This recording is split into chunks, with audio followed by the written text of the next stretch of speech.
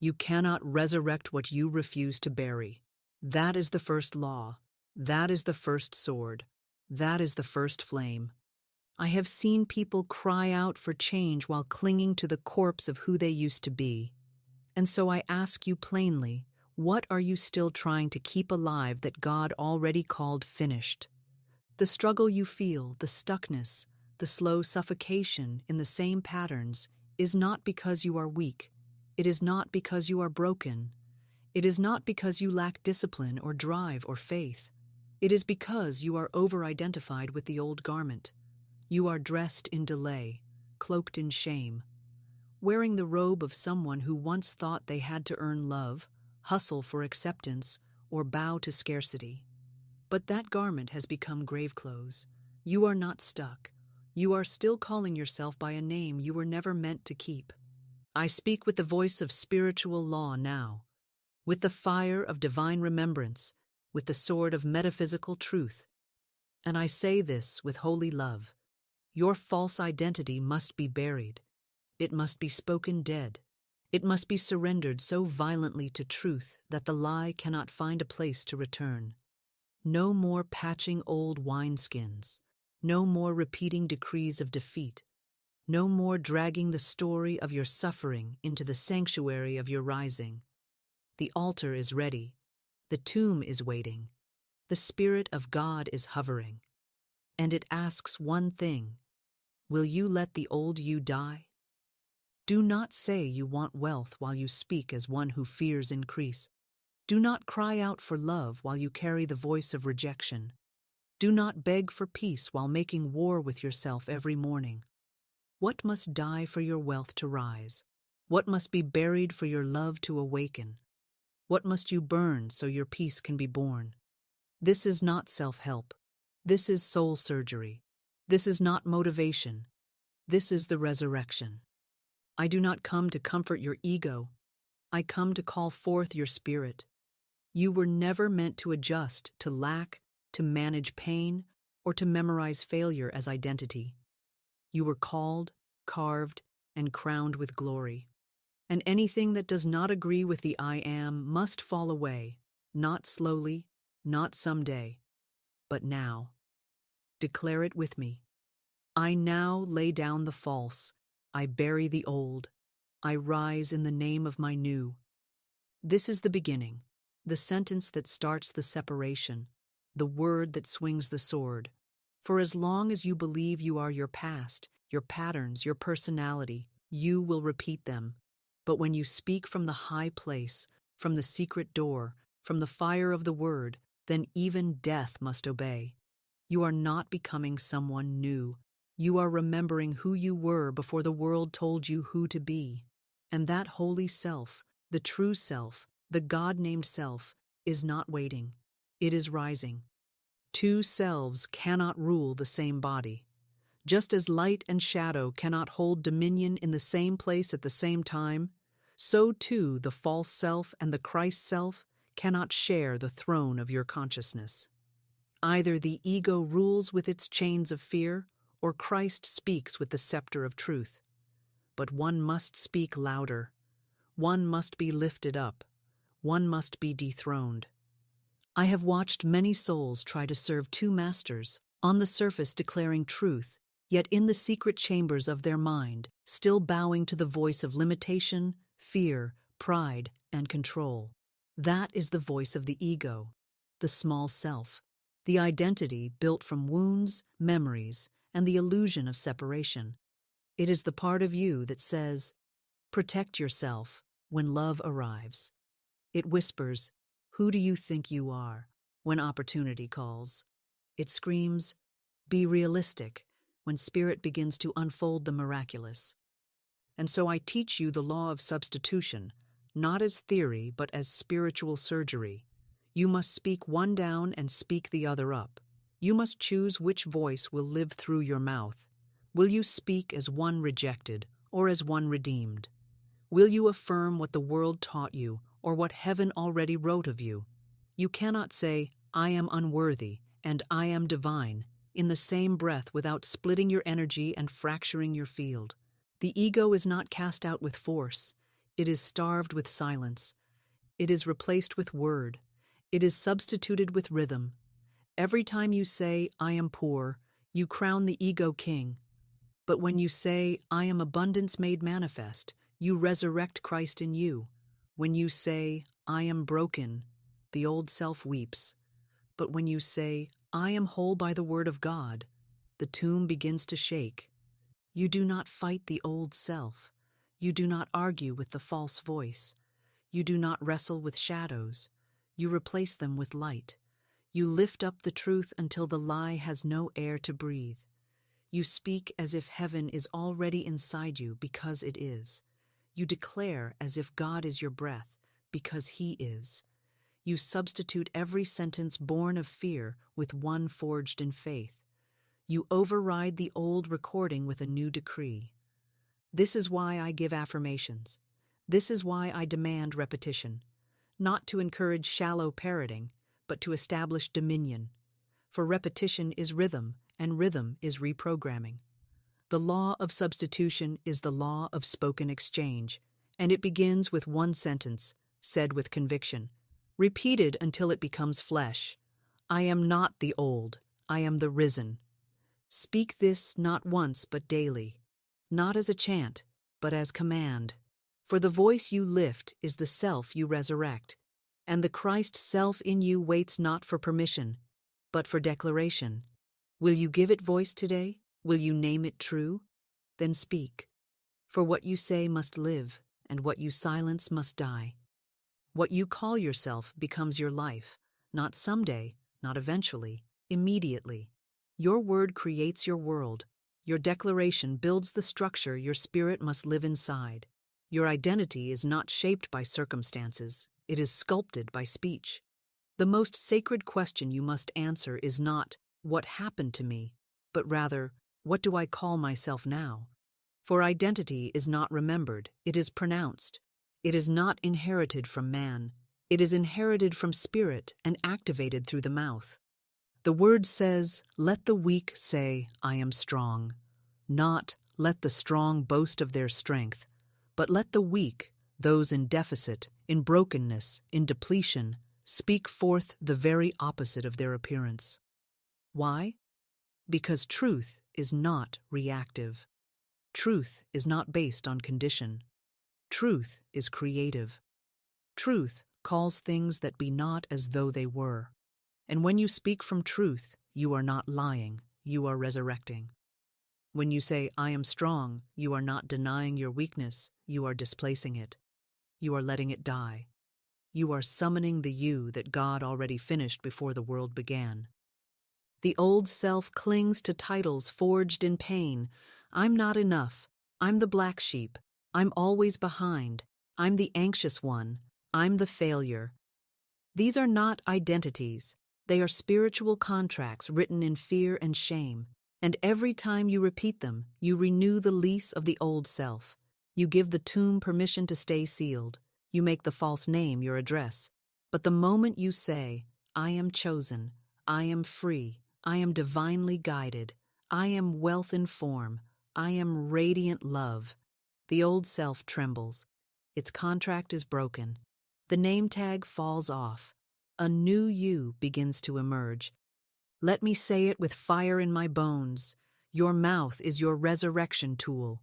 Your sentence is your spiritual scaffolding. If you want to become someone new, do not wait for the world to confirm it. Speak it until your cells agree.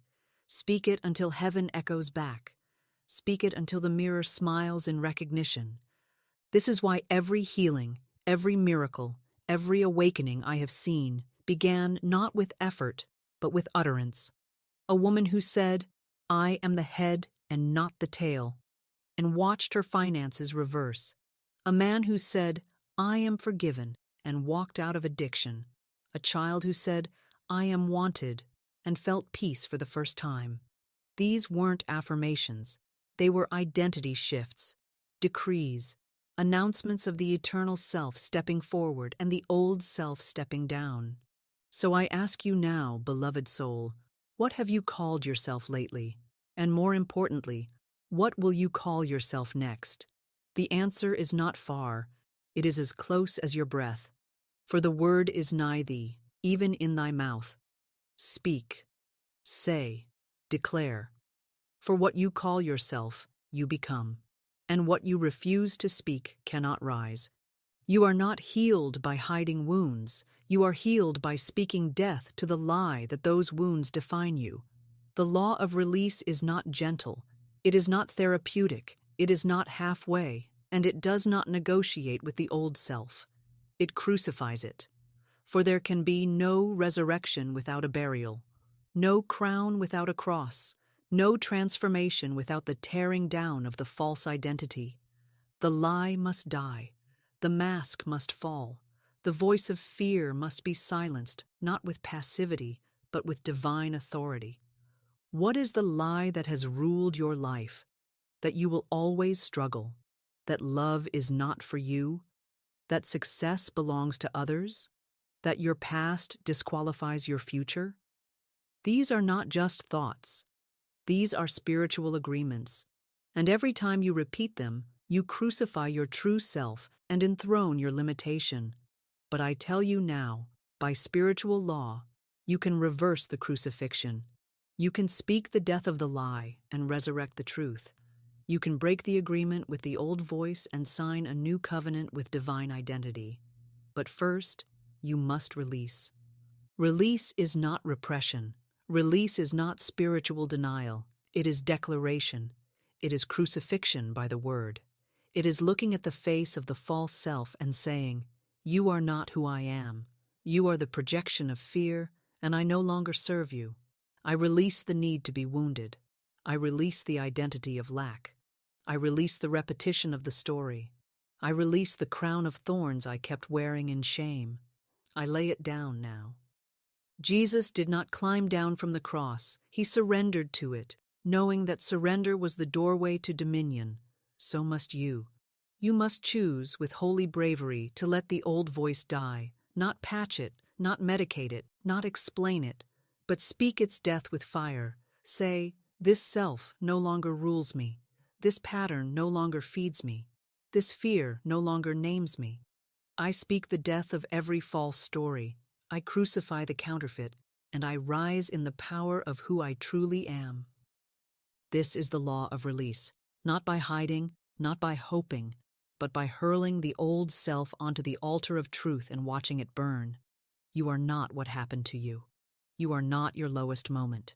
You are not the false identity you crafted to survive. That self must go, and it does not leave quietly. It leaves when it is told to. It leaves when it is named and denied. It leaves when your word says, "Enough." If you're still clinging, still repeating, still justifying the old story, you are not yet free. You are still in the tomb. But if today you feel the tremble, the righteous revolt within, then open your mouth and speak its ending. Declare it.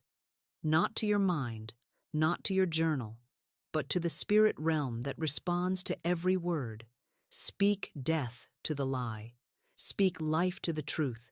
Speak as one who is not afraid to bury what no longer belongs. For until something dies, nothing new can live. Until you release the lie, you cannot wear the truth. And until you crucify the counterfeit, your crown will wait unworn. Let it die, beloved. Let it die now, and watch what rises. I now speak to every listener whose soul has grown weary from carrying the weight of an identity that was never divinely authored. You have been loyal to a version of yourself shaped by fear, built in the shadows of lack, trained in the language of doubt. That self has spoken over your finances, dictated your relationships, governed your decisions, and now it must die. I do not say this with sentimentality. I say it with divine force. Your resurrection begins with a funeral, and the one to be buried is the small, afraid, double-minded self you've mistakenly called me. You have obeyed its voice, agreed with its verdicts, and rehearsed its lines until your subconscious wore them as truth. I always mess it up. I'm not good with money. People always leave. These are not harmless phrases. These are spiritual contracts. And today, by divine law, I instruct you to break them. You must declare, I no longer serve the voice of fear. I no longer walk in agreement with the defeated self. I do not carry the corpse of an expired identity into a future ordained for glory. The word says, "Let the weak say, I am strong." It does not say, "Let the weak explain why they are weak." Your freedom begins not in therapy, not in introspection, but in declaration. I speak the word of release. I call out the old names: failure, addict, broken, unlucky, unwanted, behind, unworthy, and I say, die. You are no longer permitted to live in the house of my being. I nullify the curses I have spoken, and I sever the spell of every word that did not originate in divine love. If you knew the power of your voice, you would never again speak idly about yourself. The spiritual world responds not to emotion, but to authority, and authority is expressed in rhythm, in precision, in spoken truth. You must call your old self what it is: a counterfeit, an imposter formed by the ego, trained by survival, and enforced by repetition. But repetition does not make something true. It makes it familiar. And what is familiar is not always aligned. I ask you now, which phrases have you repeated in fear that you must now declare dead by the sword of the word? Name them, face them, and then speak. I render you powerless. I erase you with light. I bury you in truth. And I rise. I rise as one born of divine DNA, authorized by heaven to walk in dominion. This is not just self-talk. This is resurrection language. The old self cannot follow you where the blessing lives. The vibration of fear cannot stand at the gates of provision.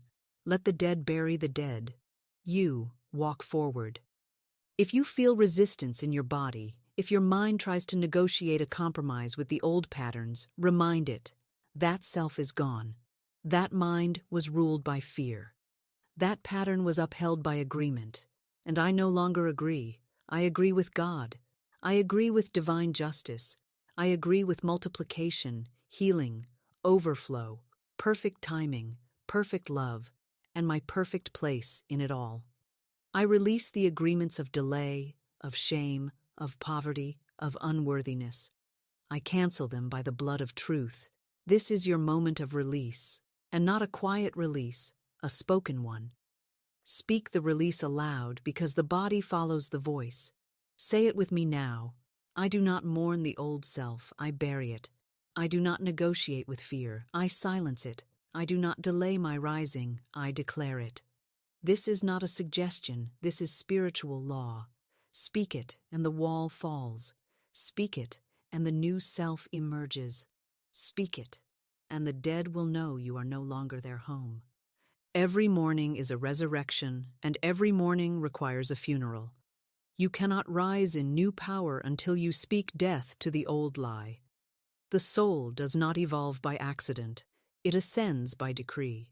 Therefore, the first business of the morning is not coffee, not headlines, not scrolling through the world's hypnosis. It is the burial of the false self, the one who failed yesterday, the one who feared, the one who flinched in the face of opportunity and crawled back into the familiar grave of shame. That self is not allowed to rise with you. That self must be declared dead. I bury yesterday's defeat. I release yesterday's doubt. I cast out the voice that told me I am not ready. This is not sentiment. It is surgery. And spiritual surgery is done by the spoken word. The power of the tongue is not limited to healing. It is also the scalpel that cuts away the false identity. The moment you open your eyes, you must open your mouth. You must speak before the world speaks over you. You must command before circumstance begins to whisper. You must claim the altar of identity before fear sets fire to your day. And so I say every morning, today I rise. Today the old dies. Today the lie is laid to rest, and I ascend as the truth. Let this become your morning drumbeat. Let it become the rhythm of your rising. Your voice is the trumpet at Jericho. The walls fall when the decree is spoken. Do not wait for the world to validate your rising.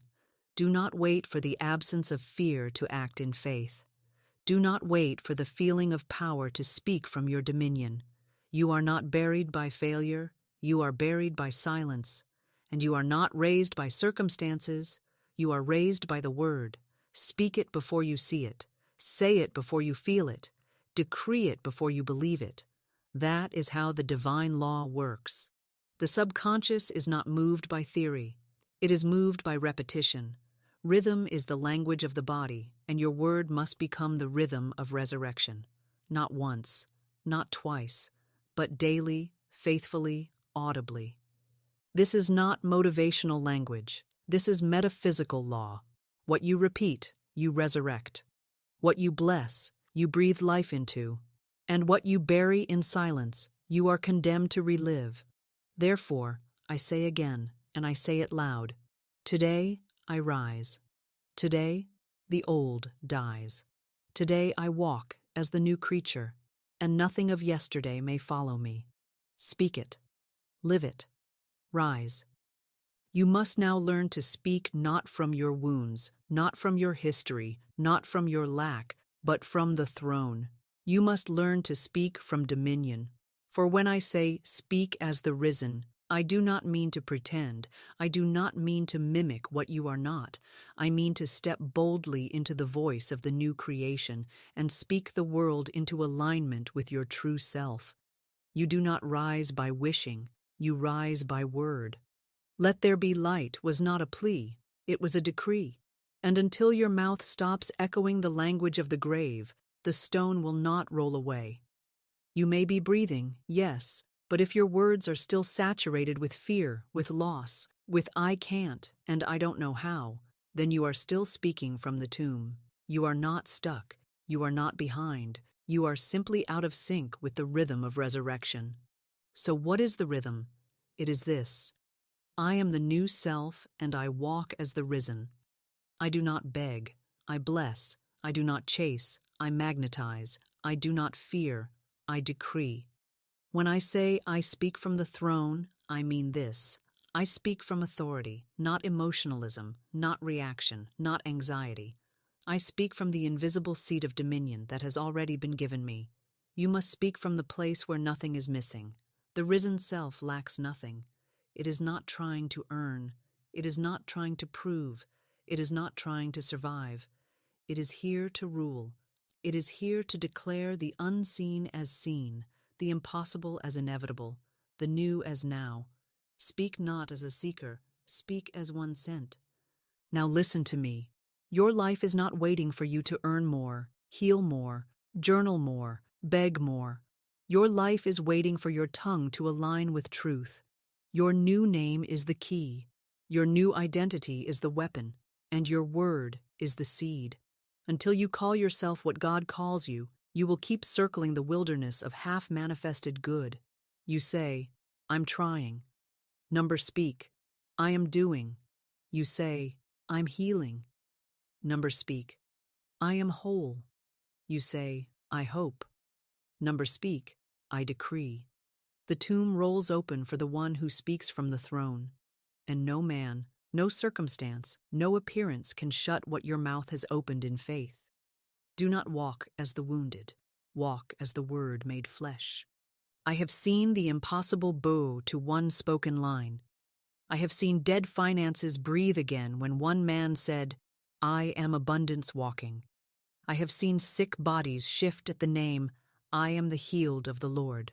Your word is not a wish, it is a spiritual sword.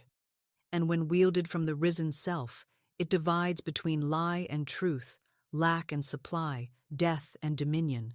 Speak now as the new creation. Speak now as one who has already walked out of the grave. And when you speak, do not look for confirmation in the outer. Look to the inner witness. Look to the unshakable knowing that your word is the law of your life. Say it. I walk as the risen. I speak from the throne, and nothing can stand against my word. Let this be the new language of your life. Let this be your mouth's eternal resurrection. You must learn to hear the difference between the voice of affliction and the voice of ascension. One is a beggar, the other a king. The voice of affliction always starts with fear. It says, "What if this doesn't work? What if they leave? What if I fail?" It is the soundtrack of Egypt, the moan of the old man carrying burdens he was never meant to bear. It echoes with the cadence of bondage, convincing you that suffering is permanent, that your struggle is sacred, that delay is noble. It wraps the soul in drama and calls it destiny. But I say to you, no man rises while his mouth agrees with affliction. The tongue is the rudder. You cannot speak defeat and arrive at dominion. The Israelites did not enter the promised land until the old generation, the murmurers, had died off. Even God would not allow a complaining tongue to inherit his promise. Your words must match your resurrection, or you will wander in circles, praying with one hand and cursing with the other. Train your mouth, therefore, to only know the tone of blessing. Speak from the risen seat of self. Speak as one who already reigns. You must learn to recognize the difference. Affliction says, "It's hard, it's unfair, it's too late." But ascension says, "All things are now being added unto me." Affliction says, "Nothing ever works for me." Ascension says, "Everything is working together for my good." Affliction is loud and rehearsed, familiar like an old hymn of worry. Ascension is still, firm, and magnetic. One contracts, the other expands. One curses the field, the other sows the seed. You must not let affliction write the script of your life with your own tongue. The mouth is a temple. Do not offer the sacrifice of complaint on its altar. Let no unclean word proceed from it. Speak not what your fear believes. Speak what your Christ knows. For I tell you, the resurrection does not begin in the grave. It begins in the mouth. So now I ask you, what is the dominant vibration of your voice? Do you speak as the risen man or the afflicted one? Do you cast yourself down with subtle self-pity, or do you cast mountains into the sea with a whisper of truth? The word is not neutral. It either multiplies your heaven or lengthens your wilderness. Every time you open your mouth, you choose which world you live in. So open it carefully. Open it like a gate. Let it release honey, not poison. Let it open tombs, not seal them. For life and death are in the power of the tongue, and you will eat its fruit. Bitter or blessed, choose. Let the weak say, "I am strong." Let the poor say, "I am rich." Let the fearful say, "I am bold." Not because of what they see, but because of who they are now aligned with. For when your words match your ascension, your reality must rise to meet them. Your mouth was never meant to report appearances. Your mouth was meant to create them. So stop describing the cross. Speak the resurrection. Speak the throne. Speak the inheritance. Speak as if the stone has already rolled away, because in truth, it has. There is a sound that chains make when they rattle in the soul. It is the tone of affliction.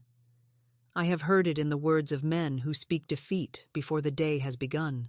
I have seen it in the mouths of women who whisper sickness over their children.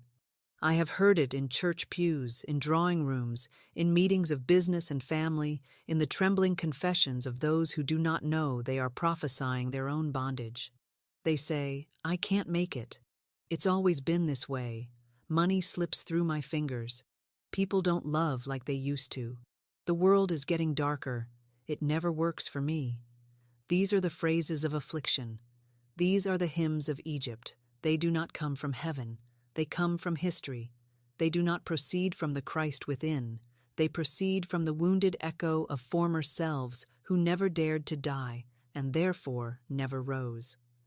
Affliction has a voice, and so does ascension. I ask you now, which tone have you trained your mouth to carry?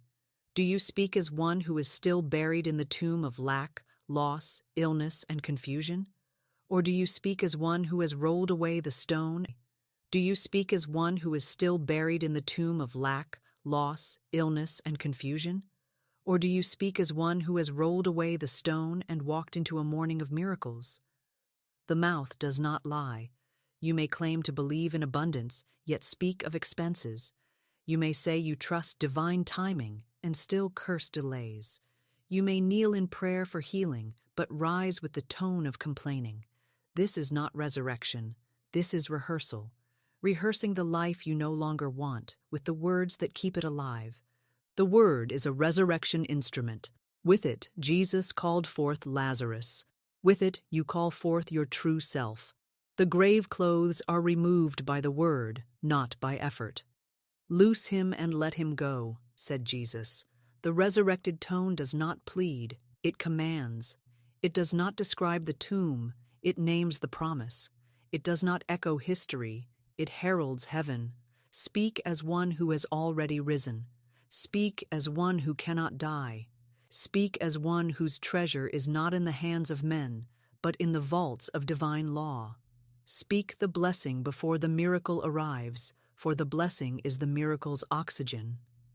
To those who ask, "How will I know if I am speaking from affliction or from ascension?" I say this: when you speak from affliction, your words close in on you. They shrink your vision. They dim the light. They chain your thoughts and reduce your days. But when you speak from ascension, you rise in your own hearing. Your soul stands tall within you. Your chest opens. Your spine straightens. Your tone becomes clear. You feel your divine authority reawaken. For you are not a beggar, you are an heir. You are not waiting to be delivered. You are the one who speaks deliverance. I do not tolerate the language of defeat in my world. I do not negotiate with lack. I do not entertain the tone of affliction. I train the mouth to carry blessing. I train the lips to name what God has promised. I anoint my language with heaven. I bless before the harvest. I decree before the deposit. I call before I see. For this is the pattern of the risen life. Speak blessing until your bones believe it. Speak truth until your atmosphere shifts. Speak life until every tomb in your soul cracks open and light rushes in. Let this be your daily discipline. Listen to your voice. Hear your tone. Do not just ask what you say. Ask how you say it. Correct your own cadence. When affliction sneaks into your speech, arrest it. When defeat creeps into your declarations, cast it out. When fear finds its way to your lips, substitute it with faith. For the word is a two-edged sword, and you are either using it to sever your chains or to slit your future. Today, I say aloud, and I invite you to say with me, my tone is resurrected. My mouth is holy. My voice is the voice of dominion. And so it is. You must be ruthless in your rewriting. The past is not your identity unless your tongue keeps dragging it forward. I say unto you, stop embalming your past with your words. Stop breathing life into what no longer serves your kingdom. Every time you say, I've always been anxious, you appoint anxiety as ruler of your present. Every time you say, I've never been good with money, you nail your own finances to a cross of limitation. You were not called to echo bondage. You were called to declare liberty. You must make a break in the invisible before the visible can shift. And so I instruct you. Stand before your inner tribunal and speak judgment upon every false label you've ever worn. Say aloud, I am no longer small. I am no longer the wounded one. I am no longer the afterthought, the broken branch, the almost success. Every one of these phrases is a shovel to bury the corpse of the counterfeit self, and unless it is buried, it shall keep rising to haunt your harvest. I have said in my teachings, the subconscious mind records like a phonographic plate. Every word is etched into the soul like a groove in wax. If you do not break the old record, it shall keep playing its melody of misfortune. So I say, take up the hammer of the word and shatter it.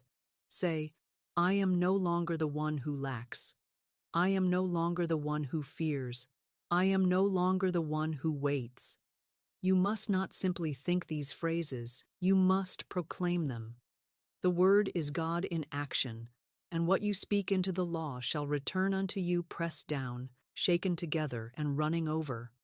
I said in the game of life and how to play it, speak these words aloud with power and conviction. for it is not silent wishing that moves mountains, but spoken dominion. When the Israelites crossed the Red Sea, they left behind the chains of Pharaoh. They did not drag the memory of Egypt into their new land.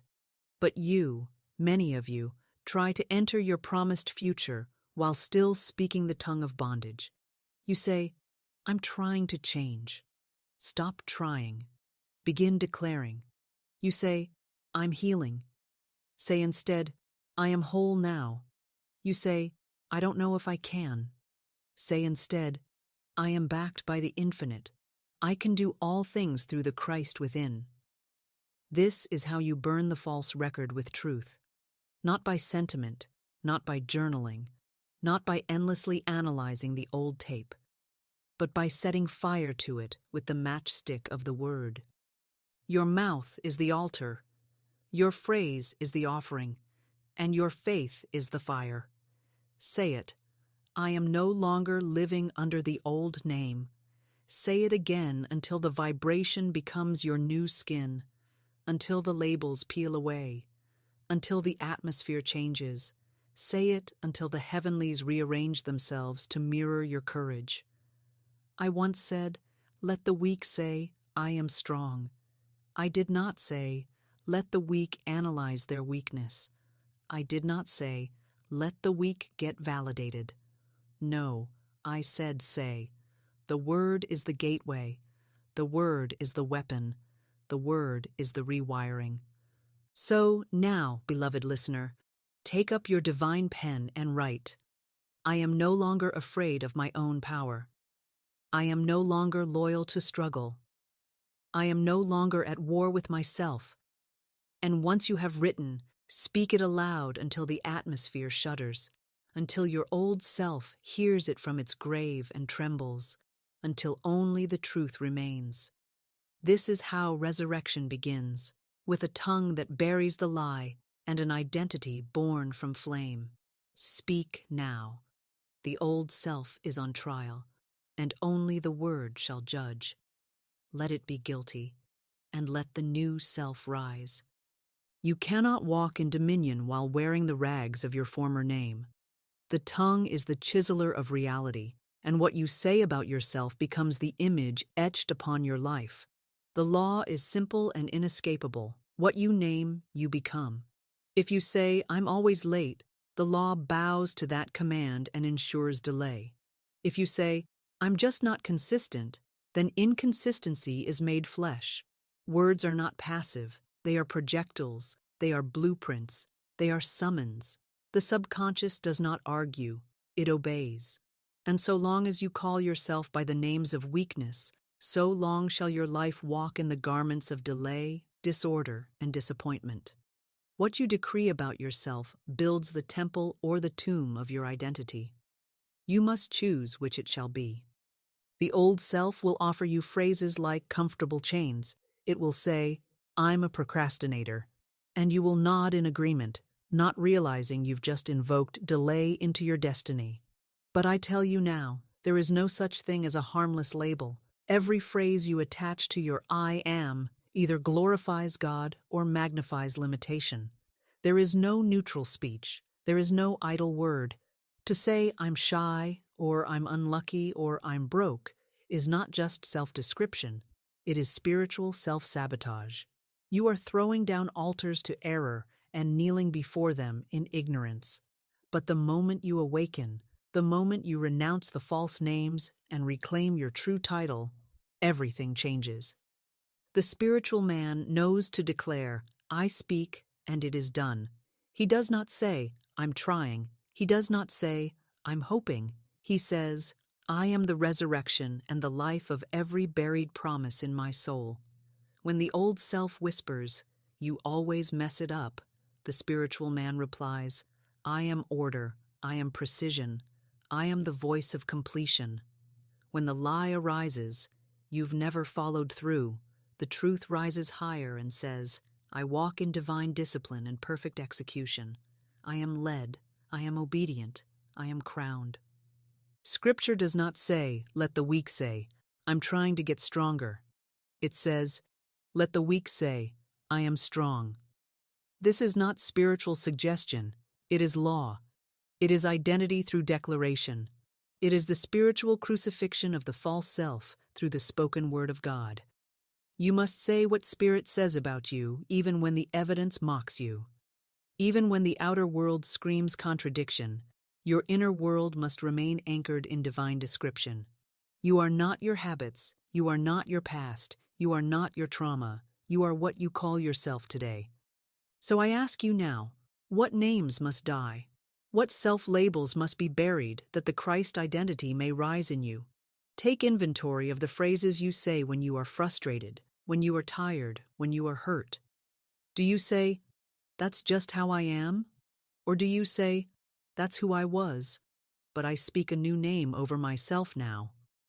The Israelites could not inherit the promised land while calling themselves grasshoppers. And neither can you inherit wealth, love, dominion, or divine assignment while calling yourself small. Speak up. Speak true. Speak strong. You are not waiting to become something. You are naming what already is, and the universe obeys. The law is this: what I name, I claim. What I bless becomes bold. What I decree becomes me. Speak no longer as a victim of delay, fear, or failure. Say instead, I am the image and likeness of divine completion. I am the spoken success of heaven made visible. I speak, and it is done. My beloved, you must understand the secret law of death that gives way to resurrection. You are not waiting for a new self to be delivered unto you. You are called to bury the old self first. You cannot resurrect what you refuse to declare dead. Most people linger in suffering, not because they are bound by circumstance, but because they are still in covenant with their former self-image. They speak to it daily. They feed it their attention. They rehearse its wounds, its disappointments, its narrative of limitation. But today I say to you, speak to the old self as if it were a stranger trespassing in your house of truth. Turn to it in bold authority and say, you are no longer needed. I release you. I no longer serve your memory, your shame, or your fear. You were a costume for my learning, but I am no longer cast in that part. This is not poetic metaphor. It is spiritual surgery. The old man must die, and you must be the one to write his eulogy with your words of truth. For the old self lives in the tomb of your repetition. It survives only because you keep visiting its grave, dressing it with flowers of nostalgia and mourning. But I tell you now, the grave is empty unless you fill it with life again. The body of your past identity is lifeless unless your word resurrects it. So I instruct you to go to that inner grave and speak a final word over it. Declare, I am not who I was. I no longer answer to the voice of fear, lack, or self-hatred. That version of me is buried in divine silence. I walk in newness of identity. The Christ within you never calls you by your history. He calls you by your destiny. He says, Lazarus, come forth. And Lazarus cannot rise unless death first claims the shroud. You must allow what no longer serves you to stink, to decay, to fall from memory, not with bitterness, but with divine finality. In my teachings I have said, man must prepare for the good he desires. But preparation also means making room. You cannot pour new wine into old skins. You cannot live resurrected while dragging the carcass of your old self behind you. Your good is waiting for a name it can attach to, and the name must be renewed. Let the weak say, I am strong. That is not denial. That is replacement. That is resurrection speech. Speak not about what happened. Speak to it. Address it like a fading spirit in the shadow and say, your purpose is fulfilled. You have no power here. When you speak like this, heaven records your courage, and the cells of your being begin to reconfigure around the word you have spoken. Many speak of healing, but they avoid crucifixion. They want resurrection without burial. But I tell you, there is no rebirth without relinquishment, no transformation without a tomb. If you want to rise, you must declare the burial complete. Not someday, but today. Not once emotionally, but repeatedly with your spoken word. Speak to the wound and say, "You are no longer necessary." Speak to the shame and say, "You are no longer my name." Speak to the fearful voice and say, "You may go in peace, for I no longer live where you reside." This is not spiritual warfare, it is spiritual clearance. The old self cannot argue with a word spoken in spiritual dominion. And when you speak, speak without apology. Let the dead bury their dead. You must rise and walk as a new creature in Christ. You are not your memories, your failures, or the projections of those who never saw your truth. You are the word you now declare. So let that word be bold, be final, and be filled with light. The grave is ready. Your new life is not waiting for a miracle, it is waiting for a burial. Speak it, declare it, and watch how heaven begins to move. I have said it before, and I will say it again with power. What you behold, you become. The mirror does not lie, but it reflects what you command. Most people look into the mirror and repeat their defeats. They say, "I am tired." They say, "I don't have enough." They say, "I am aging." And so they reinforce the picture of the dying self. They reinforce the husk, not the seed. They mirror the curse, not the blessing. But I declare to you this hour, that mirror has no power until you give it a prophecy. When you speak to your reflection in truth, you do not see a body. You see the resurrection of your word. I tell you plainly, the mirror is not your judge, it is your altar. And every altar requires a declaration. The false self, born of fear, shame, lack, and memory, must die. It must die daily. It must die in every glance that would repeat its old narrative. It must die when you look into your own eyes and choose not to rehearse failure, but to prophesy glory. I have looked at faces drained of light, and I have said, "That is not you, that is the lie wearing your features." And I have commanded them to speak resurrection into their gaze. I see the risen one. Not someday, not after healing. Now, because you are not resurrected by time. You are resurrected by truth. You are not made new by progress. You are made new by pronouncement. What you speak over your reflection, you engrave into your soul. It is written, "Behold, I make all things new." But to behold means to see beyond the mask, to look again, to pierce the appearance and declare the resurrection. So I ask you now, as I have asked my students 1,000 times, who do you see? Are you still prophesying the one who doubts? Are you still reflecting the one who fears? Or have you made a final break with that mask? Have you spoken the funeral words over your old self? Or are you still letting that corpse call the shots? Look again. The mirror is waiting, and the law is listening. Say it with holy audacity. I see the risen one. I see the air. I see the new creation. I see the living word. And then pause. And then receive.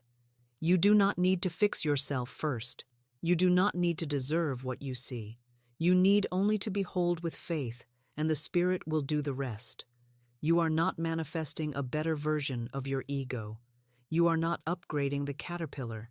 You are pronouncing the wings, even while the cocoon still clings to your shoulders, and the law will obey. Many avoid this mirror moment because it feels like madness, because the old self screams to stay alive. But the moment you speak resurrection, heaven records it, and hell trembles. For the one who can look into the mirror and call forth the Christ within, he has already crossed over. She has already risen. The mirror no longer shows a victim, a struggler, a debtor, a doubter. It shows the eternal image, full of glory, power, supply, and peace. That is who you are, but only your word can unveil it. So take your stand today. Pick up the mirror, not as a ritual, but as a scepter. Take $1 and hold it before your face if you must. Take a photograph of your youth. Take your tears if they are all you have. And speak. I see the risen one. Do not whisper it. Do not hope it. Declare it with rhythm, with thunder, with finality. I see the risen one. Say it again until your soul vibrates, until your nervous system yields, until the image in the glass shifts, until your heart knows it to be true. That is the spiritual resurrection, not after the grave, not after the diagnosis, not after the bank clears. Now, for every day you delay this declaration, you empower the mask to rule. But when you speak the resurrection into your own reflection, you have already risen above the grave of your past. And now, beloved, the law is ready, the mirror is ready. Speak, look, rise. There are those who believe that the presence of pain, difficulty, or resistance is proof they are doing something wrong. But I say unto you, it is the opposite. Pain is proof that the lie is breaking. Resistance is the sound of chains rattling as they prepare to fall. Every blow from the adversary is confirmation of your nearness to spiritual birth. The enemy does not roar until you stand at the gate. The furnace is not heated 7 times hotter unless the 4th man is about to appear. When your body trembles and your mind protests, when the old identity begins to panic and scream, it is because the false self is being dethroned by truth. That is not the time to back down or become silent.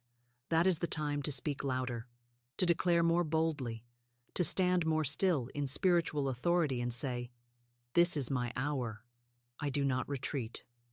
I reign." For too long, the soul has misread the signs. It has mistook discomfort for misalignment, when discomfort is often the shaking of dry bones at the sound of the word. When Lazarus came forth, he did not rise without resistance. He rose wrapped in grave clothes. But Jesus did not say, "Oh dear, he's still bound." Number, he said, "Loose him and let him go." I say the same to you. Loose yourself. Do not interpret resistance as rejection. Do not interpret spiritual contractions as defeat.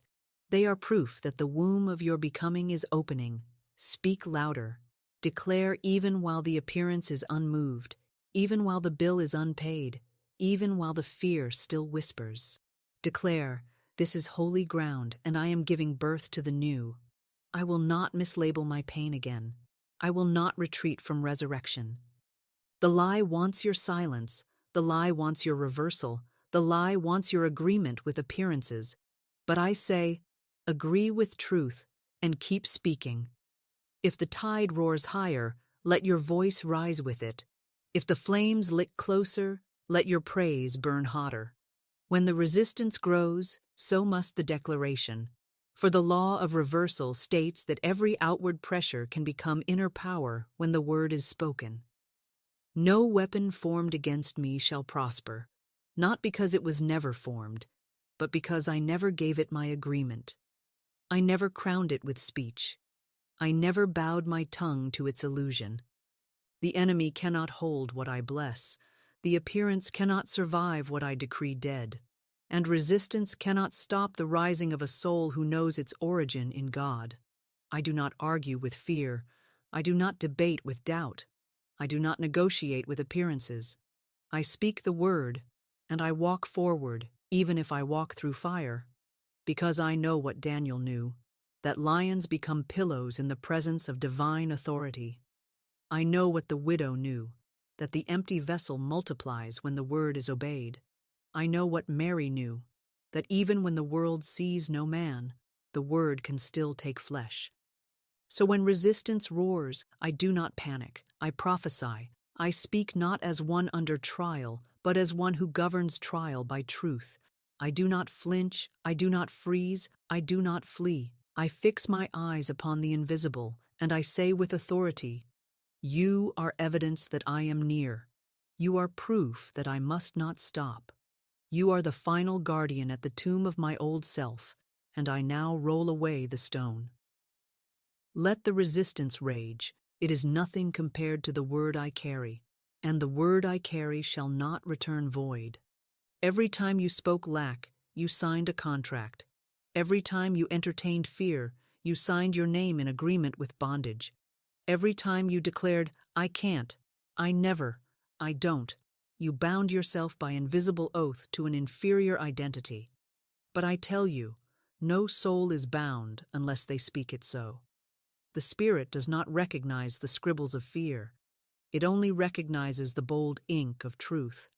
Every old belief, every sentence of limitation, every story of defeat you have ever repeated to yourself is nothing more than a spiritual contract drawn up by the enemy of your own making, and I declare it is null and void by the power of your word.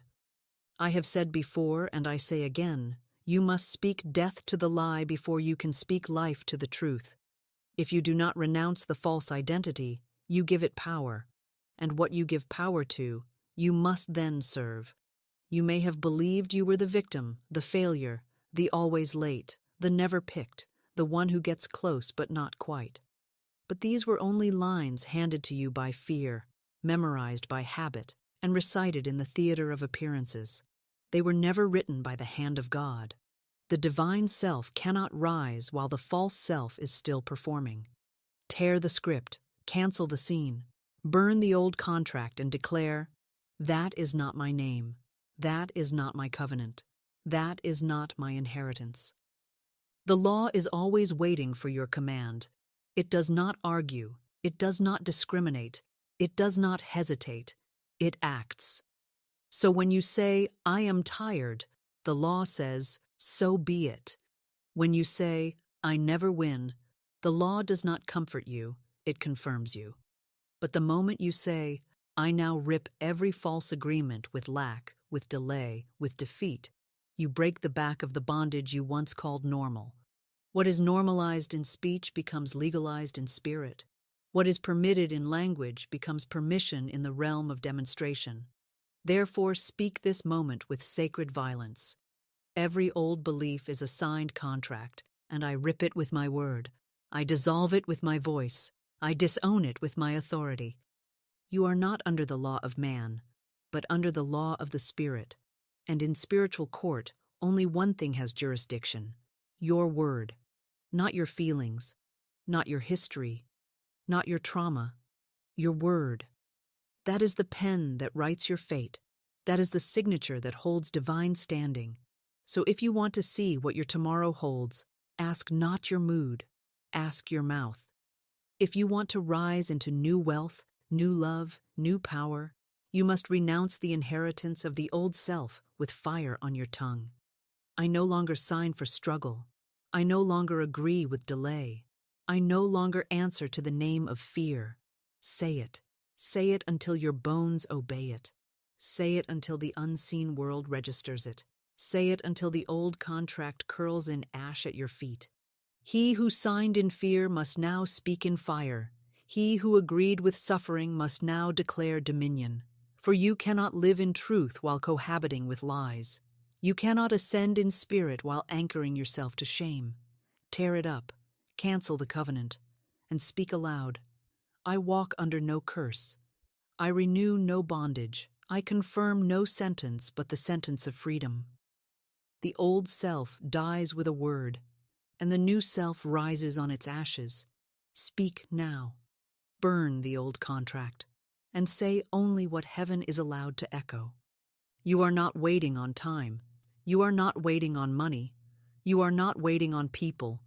You are waiting on the death of who you used to be, the lie you rehearsed, the fear you obeyed, the image you protected.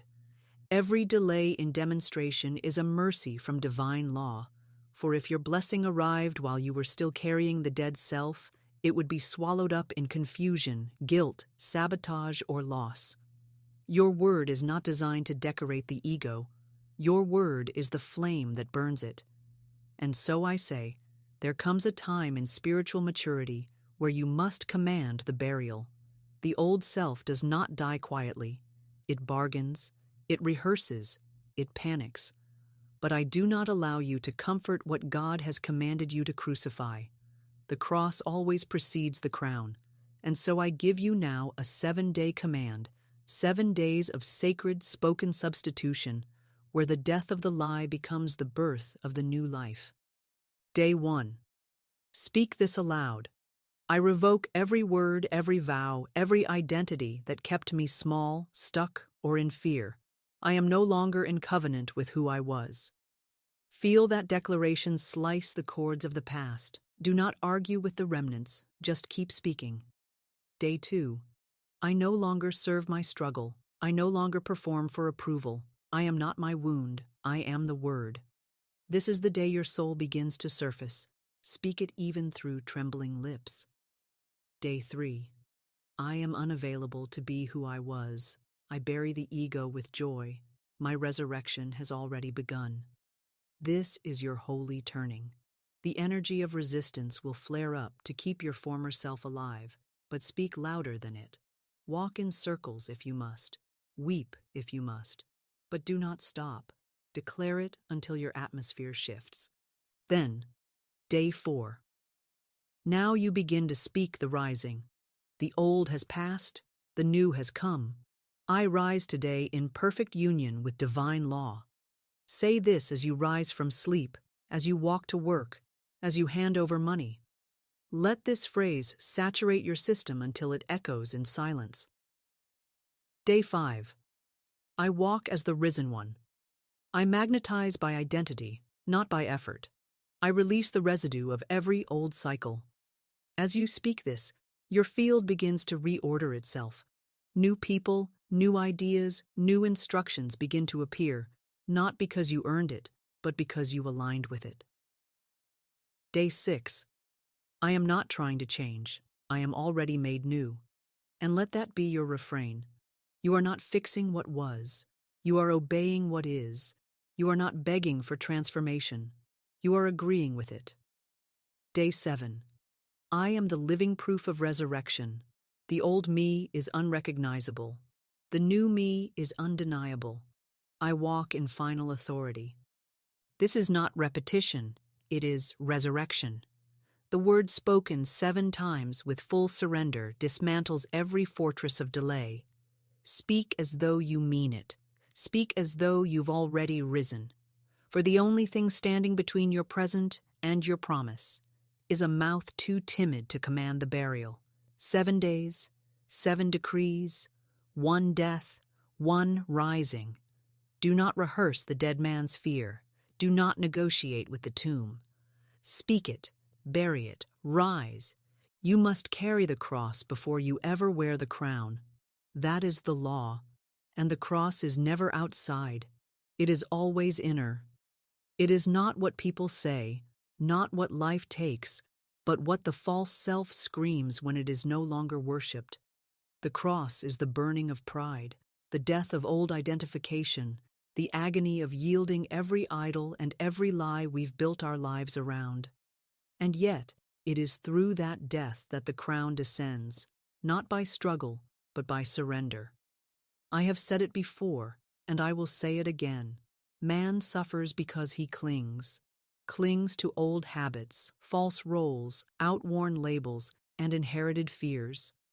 But truth cannot crown a divided soul. You cannot hold on to the old name and expect to walk in a new nature. The crown rests only on the head that has bowed to spiritual law. The world teaches people to avoid the cross. Take the path of least resistance, it says. Protect your image, feed your ego, shield yourself from discomfort. But I say unto you, the discomfort is sacred when it leads to divine transformation. The cross must be carried daily. It is the discipline of the tongue, the rejection of appearances, the refusal to curse what looks like lack. Every time you bless what bruises you, every time you declare truth over what contradicts it, you are bearing the cross and forging the crown. You are laying down the noisy, anxious, personality-driven self and calling forth the I am, the Christ, the true identity that knows no lack, no defeat, no fear. Christ carried his cross publicly and was mocked for it. So will you be. If you choose truth over performance, surrender over striving, declaration over doubt, you will be misunderstood. But I tell you, beloved, the cross precedes the coronation. Do not resist it. Do not explain it away. The old self will cry out, "This is death," and I say, "Yes," and it is resurrection. When you speak the word over your cross, when you say, "This situation cannot defeat me, it can only reveal me," then you lift the burden into glory. You rise with it. You no longer suffer under it. You ascend. I have seen those who looked defeated on the outside, cast down, rejected, forgotten by man, but they bore their crosses with honor. They blessed the dry ground. They thanked God for the empty cupboard. They spoke wealth while holding pennies. And one day, the crown came, not always in ways the world recognized, but they ruled. They ruled their emotions, they ruled their circumstances, and they ruled their reality through the spoken word of truth. This is the mystery of the cross. What feels like loss is really the path of dominion. What feels like death is the threshold of divine kingship. Let this mind be in you, which was also in Christ Jesus, who, though crowned with divinity, chose the cross to reveal his resurrection. The cross is your transformation. The cross is your refinement. The cross is the death of the old name and the rise of the I am. Speak it daily, carry it boldly, and wear your crown in silence, knowing that you did not earn it by striving. You received it by spiritual law. The word was spoken, the self was surrendered, and the throne appeared. That is how the kingdom is revealed. I die to fear, I rise in faith. I say it again, with the thunder of heaven and the joy of resurrection. I die to fear, I rise in faith.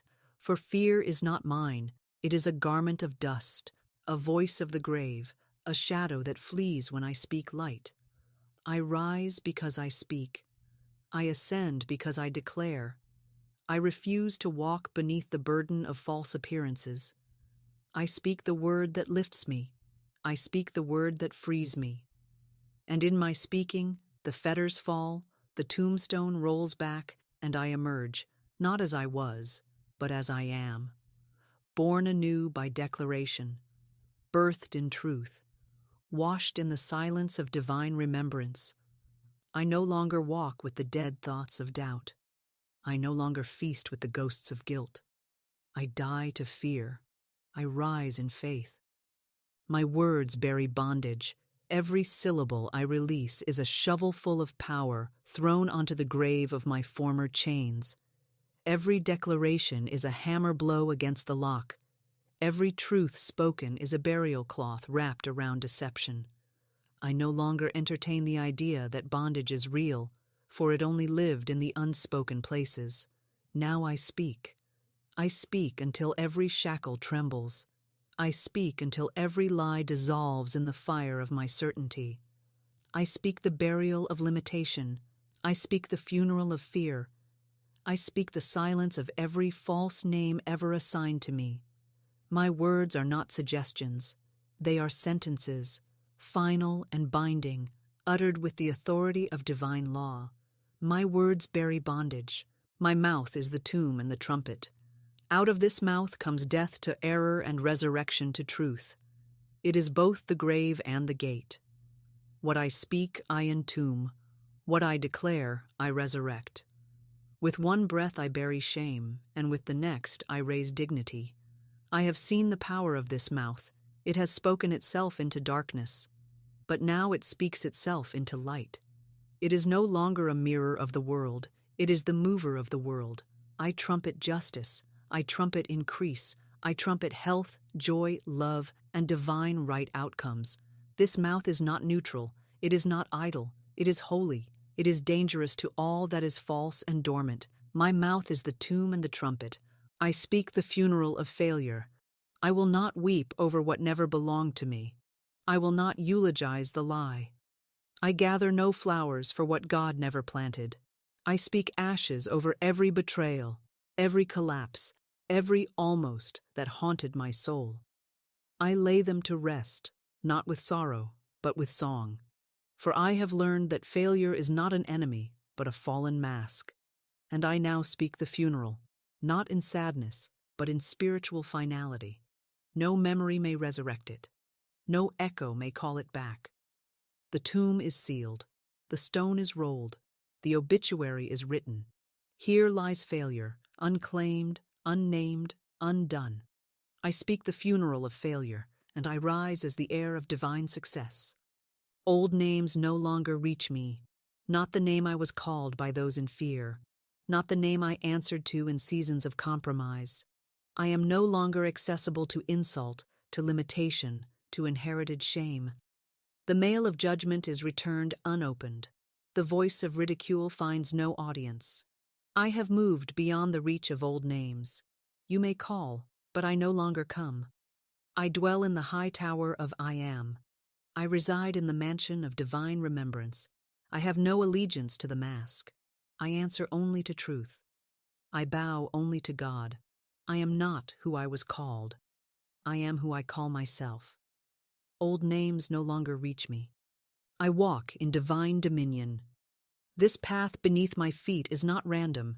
It is paved with intention, lit by intuition, and guarded by angels. I do not walk alone, nor do I walk in circles. I walk as one who knows. I walk as one who commands. I do not request, I declare. I do not negotiate, I decree. For I have been given authority, not to dominate others, but to dominate appearances, not to control men, but to control thought. Every step I take is ordered. Every word I speak is honored. Every desire I voice is fulfilled. I am not a wanderer. I am a walker in divine dominion. The grave clothes are off. I will not carry yesterday's narrative into today's rising. I strip off the linen of limitation. I cast away the bandages of borrowed belief. I no longer smell of the tomb. I no longer look like the dead. I walk out fresh, whole, clean, clothed in power, draped in destiny. I do not need to explain my resurrection. I do not owe the past a final word. The grave clothes are off. Let every accusation fall silent. Let every former role be burned. I have been called forth. I have been unbound. I have been loosed. And I now walk, not as the wounded, but as the wonder. The grave clothes are off. I speak and I rise. It is as simple and as sacred as that. No striving, no forcing, no begging. I open my mouth in truth and up I go. The lower law collapses. The former reality unravels. I speak from the throne and all of heaven rushes to perform it. I speak and I rise. Higher than logic, higher than memory, higher than doubt, higher than every whispered curse. I speak and I rise, not because I am strong, but because I am surrendered. I speak and I rise, not because I earned it, but because I inherited it. I speak and I rise, not because of me, but because I am aligned with truth. There is no more delay, no more permission to be granted, no more waiting room. My soul has heard my mouth, and now the bones are moving. The tomb is shaking, the heavens are opening. I speak and I rise. I say to you now, lift your voice, lift your spine, lift your soul, for this is not the hour of retreat, this is the hour of resurrection. Speak after me, not timidly, not analytically, not philosophically, but as one who has seen the grave of the old self and dared to rise without it. I am not interested in the version of you that keeps waiting. I am not speaking to the one rehearsing lack, delay, and explanation. I call forth the one who knows, the one who remembers, the one who dares to say, I am risen, I am released, I am returned to divine design. Let us walk together in rhythm now, for the word spoken in cadence strikes the chains of the subconscious. It unlocks the prison of inertia. It turns mourning into marching. Repeat me now. Feel it move through your mouth, into your body, across your timeline. Every phrase is a chisel. Every echo is a key. I release the self that fears. I rise in the self that knows. I release the self that delays. I rise in the self that declares. I release the self that clings. I rise in the self that circulates. I release the self that hides. I rise in the self that shines. I release the self that obeys fear. I rise in the self that commands. I release the self that pleads. I rise in the self that proclaims. I release the self that needs permission. I rise in the self that walks in dominion. I release the self that waits for signs. I rise in the self that is the sign. I release the self that apologizes. I rise in the self that authorizes. I release the self that hoards. I rise in the self that multiplies. I release the self that is unsure. I rise in the self that is unshakable. I release the self that is tired. I rise in the self that is timeless. I release the self that doubts. I rise in the self that declares, "This is the hour." This is the hour of resurrection. This is the hour of return. This is the hour of light. Let your very blood remember. Let your bones awaken. Let your mouth become the gate of your resurrection. The old you has been buried beneath opinions, confusion, compromise, and delay. And yet the true self waits like a lion at the gate, not waiting to be worthy, but waiting to be spoken. I tell you, this is not just a sequence. This is a sentence breaker. This is a rhythm that ruptures what's false. I do not care how many times you've tried. You are not here to try. You are here to rise. Again, we declare, I release the self that resists. I rise in the self that rejoices. I release the self that recoils. I rise in the self that reigns. I release the self that conforms. I rise in the self that creates. I release the self that complains. I rise in the self that commands the storm. I release the self that rehearses loss. I rise in the self that multiplies life. I release the self that obeys fear's voice. I rise in the self that knows only truth. I release the self that withers. I rise in the self that waters. I release the self that fears lack. I rise in the self that lives in the flow. I release the self that bends. I rise in the self that builds. I release the self that doubts divine timing. I rise in the self that knows it is now. I release the self that dies daily by fear. I rise in the self that resurrects daily by the word. I release the self that fears the tomb. I rise in the self that rolls away the stone. And now we seal it. Seal it not with passive belief, but with the fire of authority, the voice that speaks from the mountaintop, the garden and the furnace alike. Repeat now 3 times until the atmosphere shifts. This is my hour. I bury the false. I rise in truth. This is my hour. I bury the false. I rise in truth. This is my hour. I bury the false. I rise in truth. Let no one say they did not hear. Let no fear say it was not rebuked. Let no dream say it was not called forth. The word has been spoken. The resurrection has begun. And it begins where it always begins, in the mouth of the awakened, the daring, the faithful, the free. Now rise.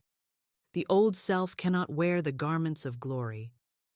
I once met a man crushed under the heavy garments of shame. He had spoken over himself again and again, I am weak. I always fail. I am not enough. And as surely as the farmer plants his seed and reaps a harvest, this man had reaped ruin. His relationships withered, his finances collapsed, and the world seemed to mirror back his unspoken belief, you do not belong in dominion. But I said to him, you are not who the world has named. You are not the bruised label the past placed on your back. Speak a new name, rewrite your decree. Bury that name in the tomb it belongs. And I handed him the divine trowel, words soaked in power. I told him to speak aloud each day. I am the structure of strength. I am built with God's law in my bones. My tongue resurrects power. My past has no permission to speak. For 7 days he fasted from the old phrases. Every time the lie tried to rise, he crucified it with truth. And as surely as seed breaks forth under divine pressure, his strength returned. Not a weak imitation, but a holy, unshakable, masculine stillness. He began to walk with calm, his voice lowered, his back straightened. He no longer shrank in shame, for he had spoken shame into the ground and called forth structure in its place. Friends said, "You've changed," but it wasn't change, it was resurrection.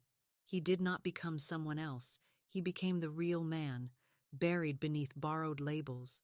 I tell you now, if the tomb of shame has held you captive, speak like he spoke. Look shame in the face and say, "You are not me. You are the old name, and I bury you with full authority." Say it now. I do not carry shame, I carry strength. I do not echo weakness, I originate structure. I am not the past, I am the Word made flesh.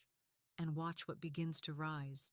There was a woman who came to me burdened not by visible chains, but by the words she had sewn into the fabric of her being. Her name, as she knew it, was not what was written on paper. It was what she had spoken in secret, in suffering, and in silence. She called herself broke. She called herself too much. She whispered behind her smile, "It's too late for me." And though no man had imprisoned her, her life bore all the symptoms of confinement. For the name she answered to in spirit was a name never given by God. The name she answered to was lack. The name she bowed to was shame. And the word says, "Thou shalt not take the name of the Lord thy God in vain." Yet every time she denied her divine inheritance, she broke that law. For to be made in the image of God is to be spoken of with power, and she had let the world name her with poverty's mouth. I said to her, "Daughter, the lie cannot live unless you lend it breath, and you've been breathing life into false names long enough." I instructed her to no longer respond to broke. If someone spoke it, she was to treat it as if it were never said. When her bank account tempted her with emptiness, she was to speak aloud, "My name is not lack, my name is supply, the name my Father gave me." She was to answer no more to "too late." Instead, she declared daily, "I walk in divine timing, and nothing is behind." She was to silence the echo of too much with the rhythm of, "I am the perfect expression of divine abundance. There is nothing excessive in the image of God." And oh, how swiftly the Spirit moves when the lie is cast down. Within weeks, her countenance changed. Her voice no longer trembled when she prayed. Her requests became declarations. Her apologies turned into decrees. And the miracle was not that she received more, but that she finally stopped refusing what had always been hers. For your wealth, your wholeness, your wonder are not waiting to be earned. They are waiting for you to agree with your real name. She said to me, "I did not add anything to my life. I simply removed what I was never meant to carry. I laid down every cursed label and picked up my divine title." So I ask you now, what names have you worn that do not belong to you? What titles have you accepted from fear, from family, from failure? Rip them off, speak them dead, and declare, "I am named by God. I answer only to increase. I respond only to truth. I reject the name of lack, delay, drama, and defeat. I rise when called by favor, by fullness, by power." Your old name must die for your real one to rise. You cannot call yourself not enough and expect a full harvest. The name you wear is the life you build. So wear abundance, answer to joy, and let every word spoken over you that is not of God fall to the ground without root or return. The curse breaks when you stop repeating it. The shame ends when you stop answering to it. The rise begins the moment you stop claiming a life that never belonged to you. A man came to me many years ago who could not understand why his work stagnated, his business delayed, and his contracts slipped through his hands like sand through fingers. He had skill. He had strategy. He had offers lined up, but they always disappeared before they bore fruit. "I don't understand," he said. I show up, I prepare, I negotiate, but nothing ever crosses the line. And I said to him with clarity, "You do not have a business problem, you have a self-declaration problem." You see, he had not stepped into the self that delivers. He was still speaking from the old man, the one who delays, who doubts, who hopes, but never commands. He was showing up in form, but not in word. And so I asked him, "What do you call yourself before you walk into a meeting?" He paused. He confessed that he often rehearsed failure. What if they don't choose me? What if they say no again? What if this isn't the right time? These are not business thoughts. These are death thoughts. These are not declarations of dominion. These are shadows in the mouth. I gave him a new word, a new mantle. I no longer delay. I now deliver. I told him to speak it every morning. Speak it while lacing his shoes. Speak it while driving to meet a client. Speak it under his breath while shaking hands. Not as a trick, not as a sales tactic, but as a resurrection. Because you cannot deliver contracts if you still embody delay. You cannot unlock abundance if your mouth is still the mouth of postponement. You must declare yourself new before the world will respond. You must take your place as already risen. And what happened next? One by one, clients who had gone cold reached back out. Invoices that had stalled were suddenly released. A client he thought had ghosted him entirely sent a message saying, "We're ready. Let's move." Why? Because he moved first. He spoke from a new identity, and all things responded. You see, the outer world is never late. Your inner word is what leads the dance, and when your identity shifts, supply follows. The truth is this: the old version of you cannot receive what the new version is designed for. Speak the new self, or the new supply will never recognize your address. That man now speaks these words over his calendar, over his emails, over his own thoughts. I no longer delay. I now deliver. My presence closes every open loop.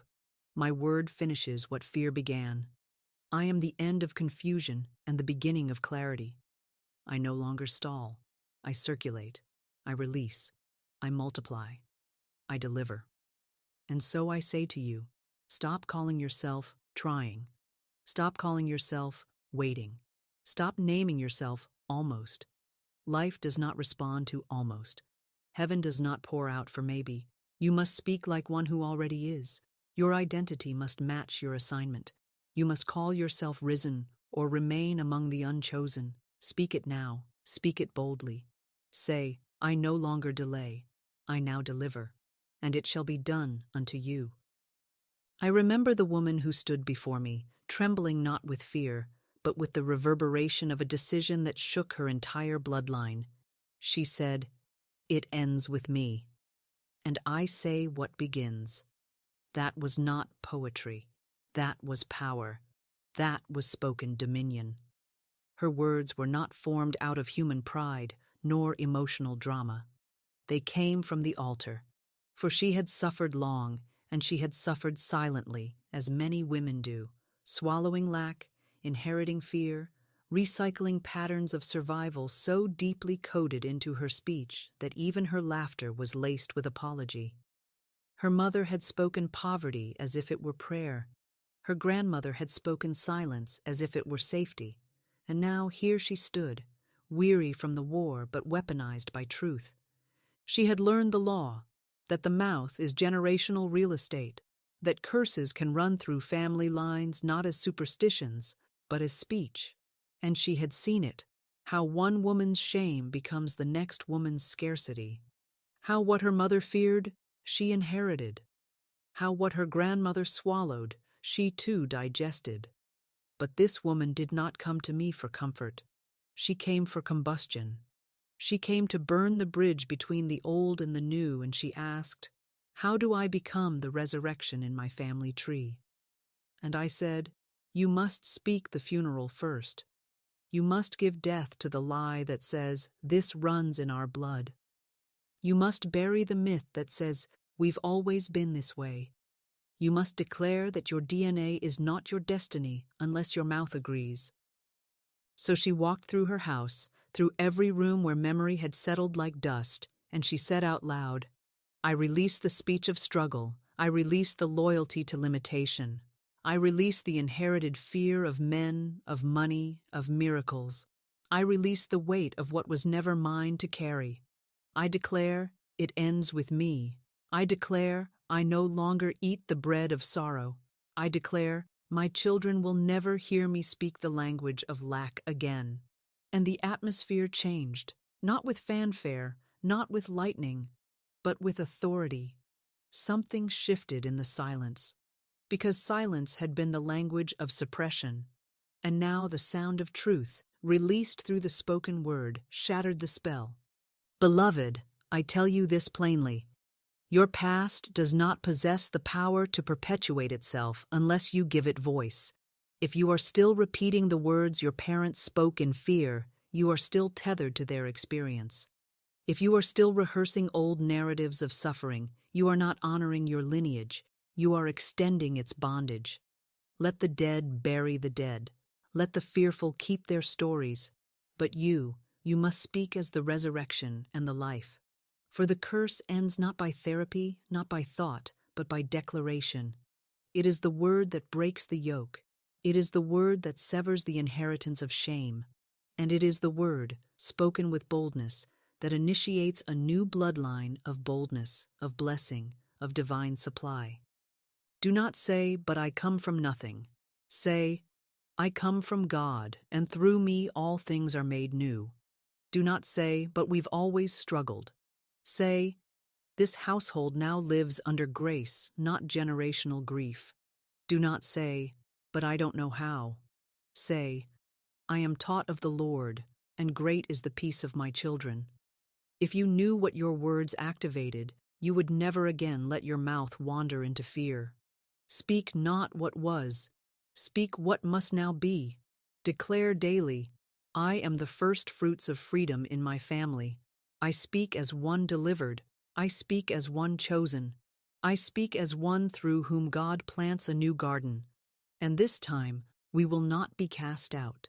This time, we are home. For every curse must bow to the woman who knows who she is. For every bondage breaks when one voice rises above the pattern. And if you are that voice, then say it with me now. It ends with me. And I say, what begins? You must not search for the living among the dead. You must not beg life from the grave of your past. He is not here. He is risen. The Christ walked out of the tomb, but he left the grave clothes behind. And so must you. There is no resurrection without a burial. There is no rising without relinquishing the remnants of bondage, the opinions, the names, the fears, the self-images that once swaddled your identity in death. I tell you now, the old self must die, and it must be spoken dead with bold command. The tomb is empty because the lie is over. The story of lack is over. The cycle of self-betrayal, submission, and spiritual smallness is over. But you must stop dragging the linens of loss into your new life. You cannot resurrect while wearing grave clothes. Many cry out, where that crucified their supply, their peace, their self-expression. You cannot enter the kingdom while clinging to a corpse. You must roll away the stone with your word. Declare now, I speak death to the former me. I release every version of myself that ever settled, begged, shrank, or feared. That self is not here. That self is finished. That self has no breath, no authority, no place in the kingdom of the risen word. Even the angels at the tomb said, Why seek ye the living among the dead? The voice of heaven will never answer you inside the vocabulary of fear. The voice of spirit will not speak to the name you gave yourself in defeat. God never called you unworthy. God never gave you the identity of not enough. Those garments were given to you by error, fear, karma, family, and misbelief. And now they must be folded, left behind, and burned by the fire of truth. When Jesus rose, he was recognized not by appearance, but by presence, and so it shall be with you. When you release the former costume of your struggle, your friends will say, "Is it you?" And you shall answer, "It is the I am in me that lives. The former things are passed away." Do not pray to be comforted in the tomb. Do not ask me to decorate your place of spiritual death. Do not cry for a resurrection while defending the old name. If you want new life, speak new life. Lazarus, come forth, was not a polite suggestion. It was a violent word of extraction. It was the voice of dominion calling spirit out of entombed identity. And the same command must go forth from your mouth. Speak to yourself as Christ spoke to Lazarus. Speak to your finances, your worth, your mission. Call them forth. But first, roll away the stone. First, open your mouth and command the death of the old agreement. Until then, the resurrection is blocked. Until then, the angels remain unanswered. Until then, the tomb stays full of excuses, and the linens of the old identity stay wrapped around your future. So I ask you now, what is still buried that must be spoken dead? What costume of defeat are you still wearing? What old self still clings to you like grave clothes around a body that longs to rise? Leave it. Lay it down. Speak the word of separation and cross over into your own spiritual resurrection. The tomb is empty, but the question remains, will you be, or will you stay entangled in what is already dead? This is the way of dominion, not to manage the old identity, not to reform the grave clothes, not to negotiate with fear, but to leave it all behind with a final declaration. I am no longer the one who dies. I am the risen self. I am the Christed word in motion. The tomb has no light for you, only the word does. Step into it, speak from it, and rise. I do not speak in metaphor, I speak in law. The raising of Lazarus is not a miracle bound by history. It is not a relic of scripture for the pious to recite. It is the living pattern of resurrection by the spoken word. Lazarus was not raised by effort. He was not stirred by weeping. He was not lifted by sympathy. He responded to command. He heard his name called through the tomb of limitation, and by that call, he was loosed from the grip of death. And so I say to you, if there is any part of your life that appears bound, any dream you have buried, any identity you have wrapped in cloth and declared too late, you do not heal it with emotion. You do not negotiate with decay. You do not rationalize the grave. You call it by name and you say, "Come forth." The words of Jesus were not decorative, they were directive. Lazarus, come forth. He did not say, "Please." He did not ask, "If it be thy will." He did not hold a healing circle or search for permission. He spoke with dominion, and the dead obeyed. So must you speak over your dead finances, over the body declared terminal, over the marriage labeled unrecoverable, over the gifts and callings you have entombed under the weight of fear. You speak, not to the condition, but to the identity.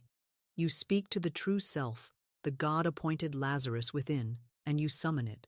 You do not bury what heaven has named. You do not mourn what you have the authority to resurrect. But listen carefully. Jesus did not roll the stone. He told the others to do it. This means your word will raise the dead, but your willingness must roll the stone. If your heart is hardened, your excuses too large, your fears too familiar, your stone too heavy with false beliefs, your Lazarus will stay bound.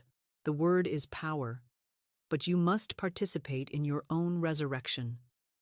There is no neutral speech in the realm of the Spirit. Every word is either calling Lazarus forth or sealing his tomb. The question is not whether you are speaking. The question is what your words are doing. Are they embalming the old self or commanding the new to rise?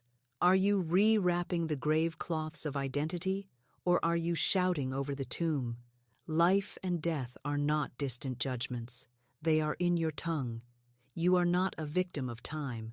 You are not waiting for divine pity. You are the mouthpiece of God, and what you say must echo resurrection or prolong decay. When I hear someone say, "I'll never recover," I say to them, "Then you have made it law." When I hear, "It's too late for me," I say, then you have sealed your own grave.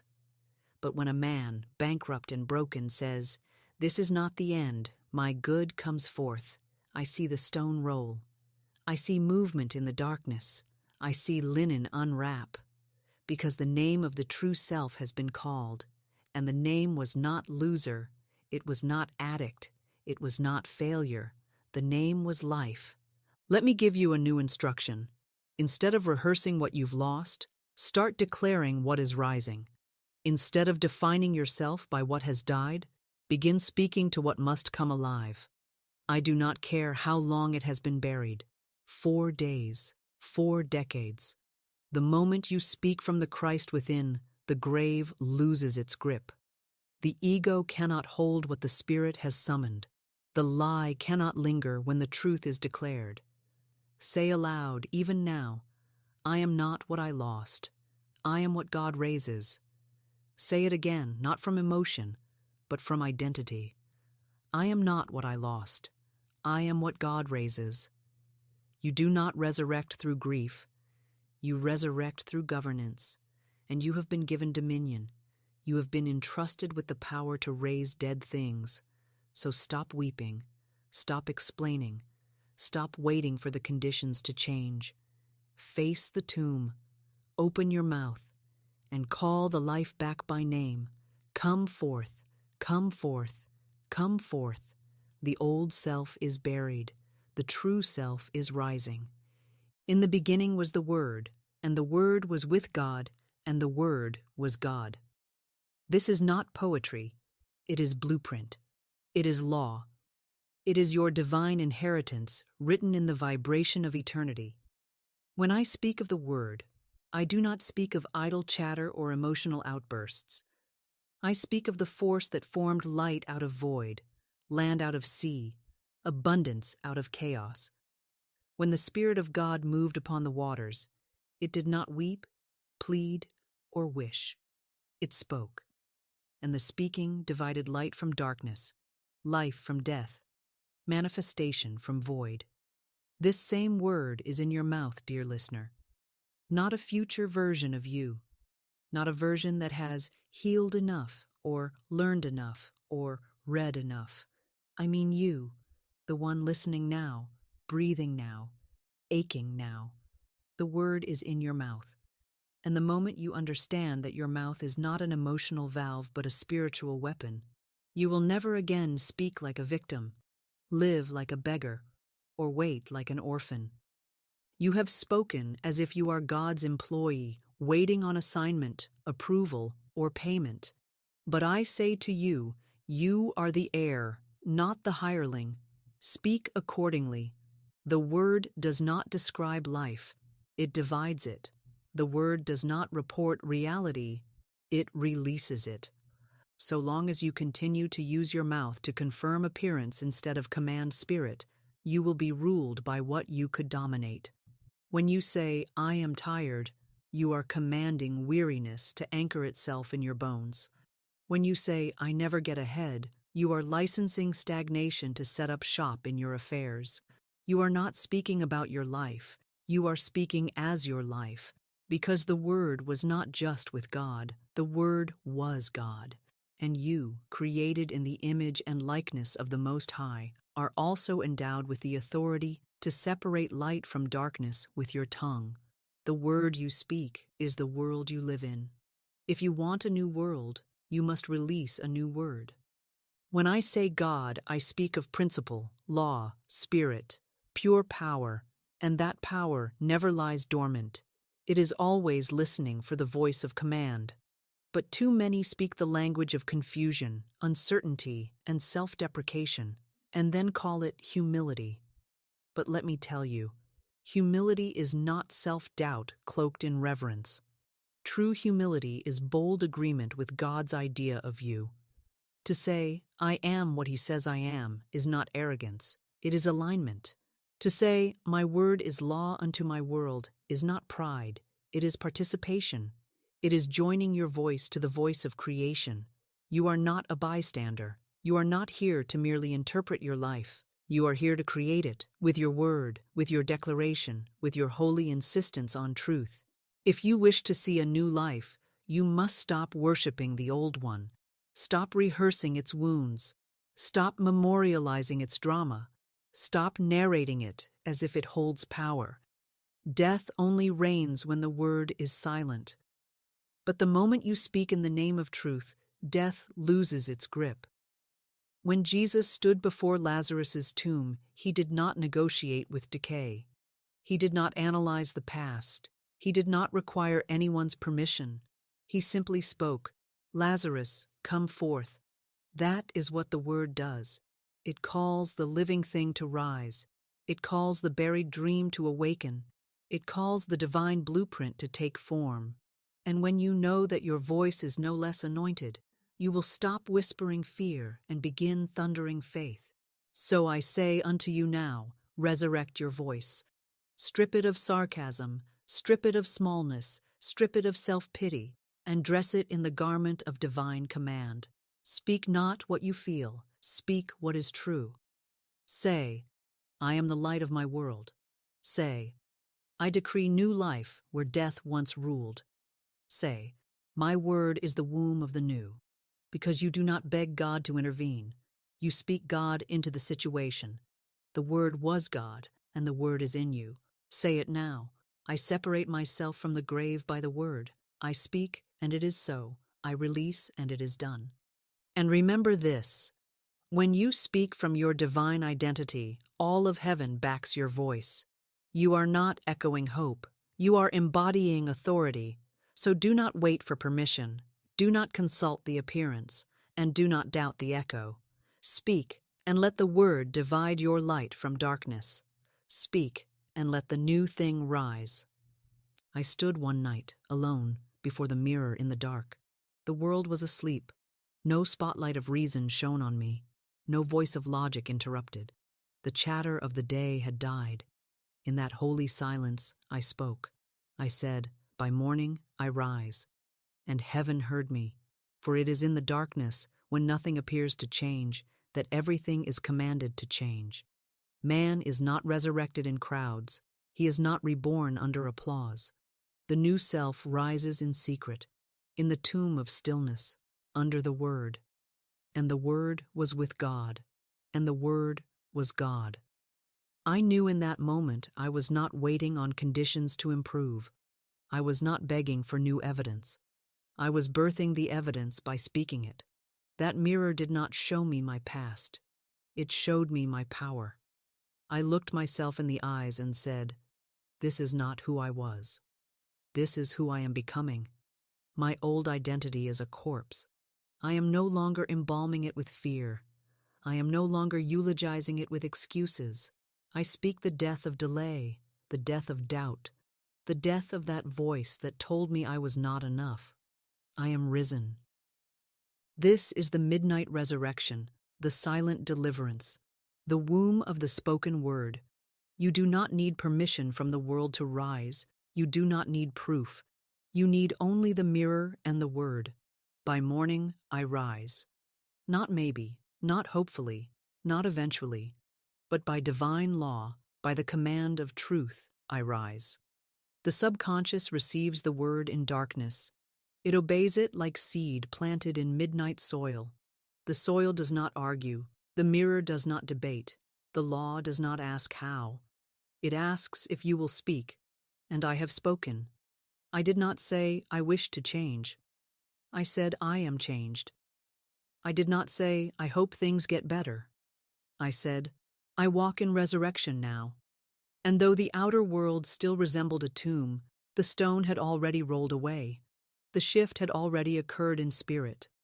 Because I do not wait for conditions to rise, I command them to. I declare, and so it is. And to all who dare speak with me in the night, I say, meet yourself in the mirror of midnight. Look not at your history, but at your holiness. Touch not your wounds, but your word. And say aloud, by morning I rise, and all that has held me is broken. This is not metaphor. This is spiritual law. Resurrection is not a story.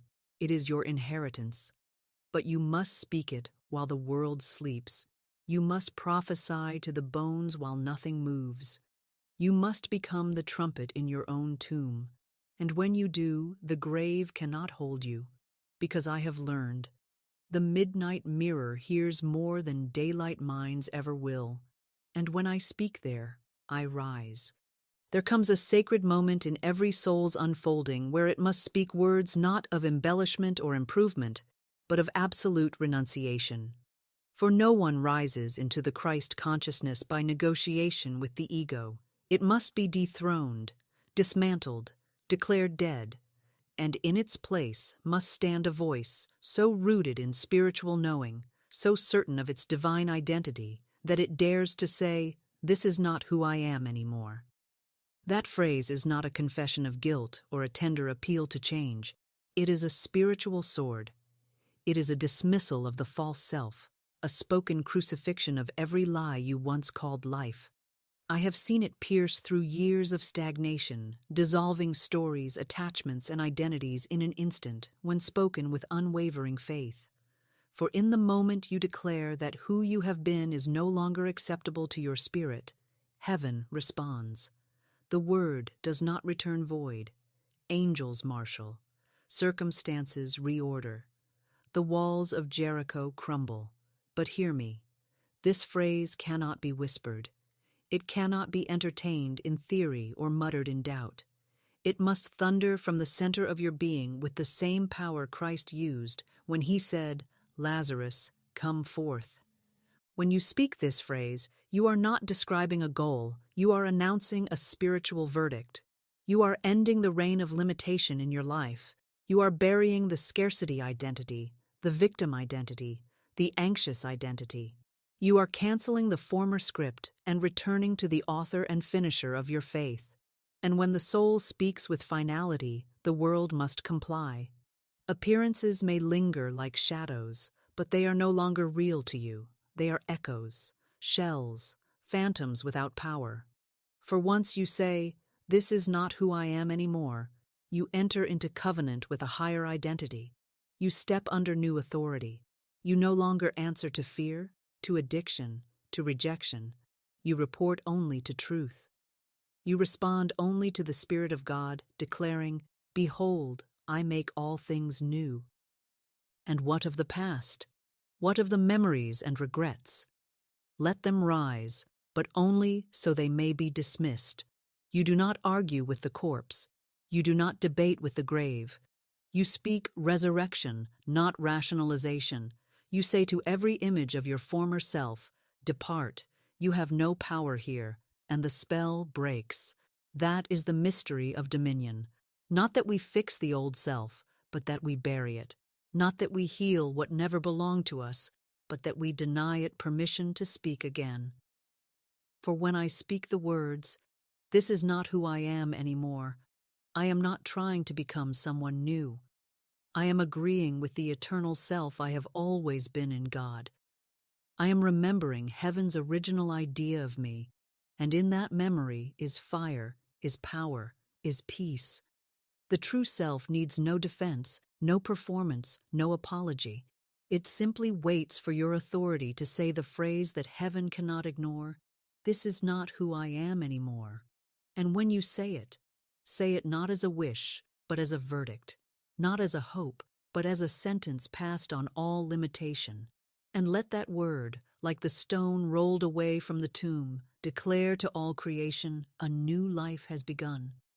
I now speak to those who are tired of circling the same desert, tired of calling the corpse of their former self their identity, tired of defending the pain that was only meant to pass through. Hear me. Your deliverance is not delayed. It is only disguised behind a door you refuse to shut. You cannot walk into your resurrection with the name tag of your crucifixion still pinned to your chest. You must renounce it. You must bury it. You must take your word like a sword and sever the lie from your life. I tell you again, the old self does not die by time. The old self dies by declaration. And there are 3 sentences that open the tomb and call forth the new. The first is this: I no longer answer to that name. for many are still bound because they keep answering to identities that no longer belong to them. You said you were the anxious one, the broken one, the poor one, the black sheep, the victim of betrayal, the one who never gets chosen. And every time you answered to that vibration, you renewed your lease in a prison that heaven already unlocked. But I tell you now, when you stop answering to the wrong name, the lie withers. Every time the world calls you lack and you say, I no longer answer to that name, you are denying the flesh and choosing the Christ within. Every time your memory calls you failure and you say, I no longer answer to that name, you are casting out the unclean spirit of self-pity. This is the spoken death. This is the beginning of spiritual crucifixion, the spoken disidentification from the false identity. For as it is written, he that loseth his life shall find it, and that life begins not in feeling, but in speech. When you speak against the old name, you break its agreement. And all of hell trembles when a woman who once said, I'm just this way, begins to say, I no longer answer to that name. She is not confused. She is crowning herself with truth. The second sentence is this: I cancel that role. Oh, how many are trapped in unconscious performances. You have played the savior, the struggler, the scapegoat, the quiet one, the fighter, the forgotten. You have worn these roles for so long that you mistake them for character. But your soul was never meant to act. It was meant to declare. I tell you now, every false role is a contract written by fear and sustained by silence. But when you speak the words, I cancel that role, you dissolve the stage, you tear down the set, you release every person who kept you there, including yourself. This is not fantasy. This is law. As surely as an actor may walk off the set and never return, so too may you. But you must say it aloud, with the dignity of one who sees themselves as divine. I cancel that role. I do not play the one who is always late, always too much, always not enough. That part is finished. That play is closed. You may feel empty at first, but the vacancy is holy. It is the space through which the Christ consciousness enters. For until you vacate the throne of the false self, the spirit cannot sit down in power. And the third sentence is this: that agreement is broken. For some have spoken the first two, yet find the chains still clinking in the corner of their mind. Why? Because an agreement was made. You agreed with a word spoken over you. You agreed with the curse of a parent, the label of a diagnosis, the limit of a teacher, the script of your culture. And even if you never spoke it aloud, you signed it in silence. But here is the holy truth. What you agreed to by fear, you can break by faith. And the power lies in your tongue. That agreement is broken. I tear the contract. I dissolve the vibration. I erase the name. Say it, declare it, decree it. For thou shalt also decree a thing, and it shall be established unto thee. Every spell must be broken by a stronger word, and there is no word stronger than a word spoken in the authority of Christ within. So I tell you, speak boldly, not as the one who is trying to get free, but as the one who is free and now claims it. I no longer answer to that name. I cancel that role. That agreement is broken. Say them aloud. Whisper them in the dark if you must. Roar them when you're ready. Write them in the air with your tongue of fire.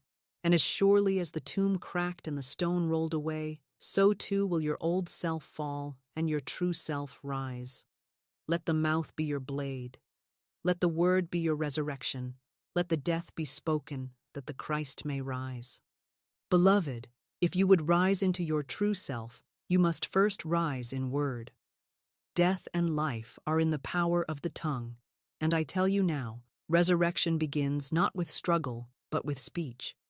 Many try to reform the self through effort, through penance, through years of self-study and striving, but the soul is not born through effort. The soul is born through utterance. It is the word that raises Lazarus, not the hand. It is the word that parts the Red Sea, not the foot. The word of God is your resurrection stone, And when it is laid upon the tomb of your past, the old shall fall back, and the new shall rise. When you speak from the Christ mind, when you speak from divine memory, when you speak as one who has already overcome, the grave clothes unravel, and your former identity dissolves like smoke in the presence of fire. Say it with me now. I live in full divine memory.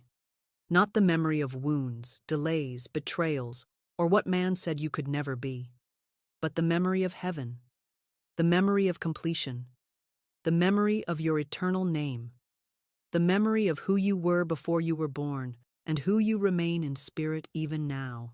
The world trained you to forget your power, to forget your source, to forget your dominion. But the Christ within you never forgets. The Christ within you remembers the divine plan. The Christ within you remembers the spoken blueprint of your fulfillment, and when you align your tongue with His word, you draw it into the scene. I live in full divine memory. I remember who I am. I remember that I am supplied. I remember that I am chosen. I remember that I am complete. Every time you remember your divine identity, you erase a curse from the human one. Every time you remember your oneness with God, you disarm the machinery of fear and spin the wheel of divine fortune.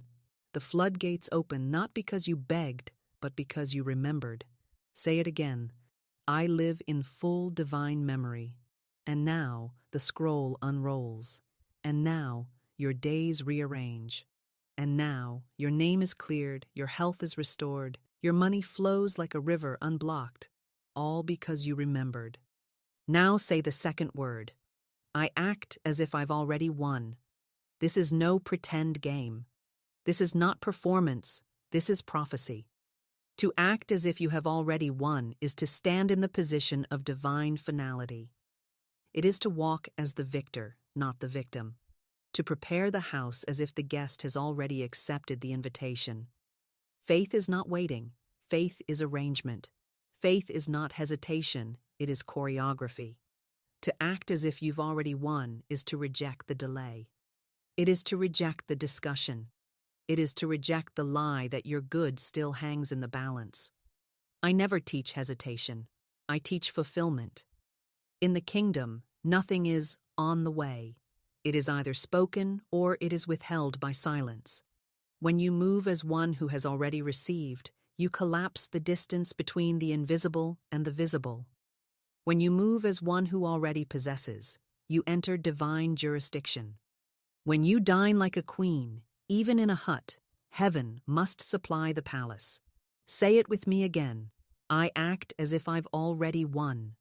And by that word, every conditional contract is cancelled, and a new decree is issued from heaven's high court. No more begging, no more hoping, no more living as if your answer is pending. It is finished. Move accordingly. And now, the third word, the highest word. I am now who God says I am. Not who your history says, not who the report says, not who your mother feared or your father failed to bless. You are now who God says you are. Do you hear me? Not later.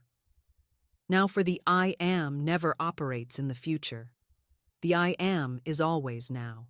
If you say, I will be, you delay heaven. If you say, I'm becoming, you empower process and sabotage miracle.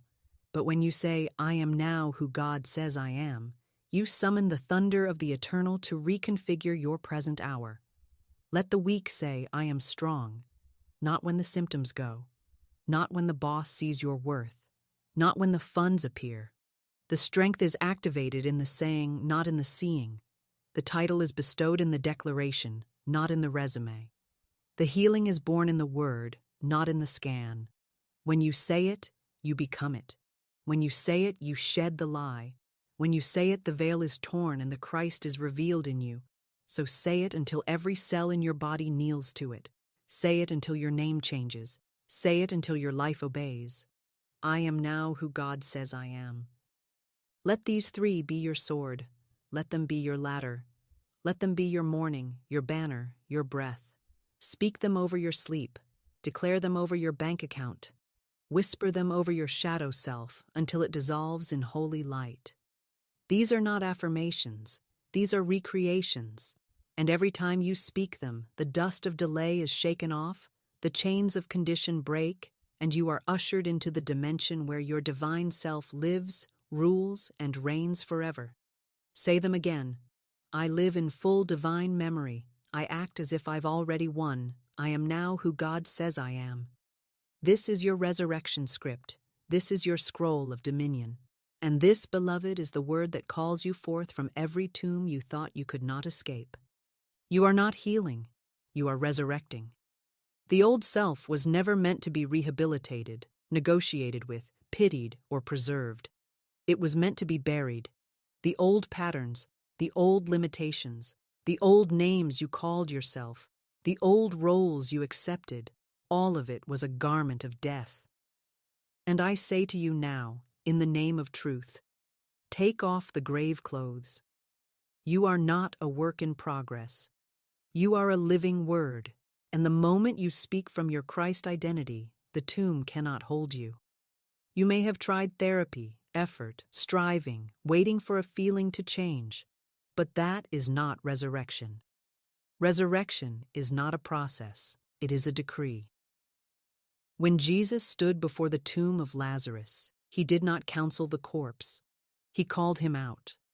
So too must you do now. The self you have known, the one that felt abandoned, broke, rejected, overwhelmed, that self has had enough airtime. That identity has played its final role.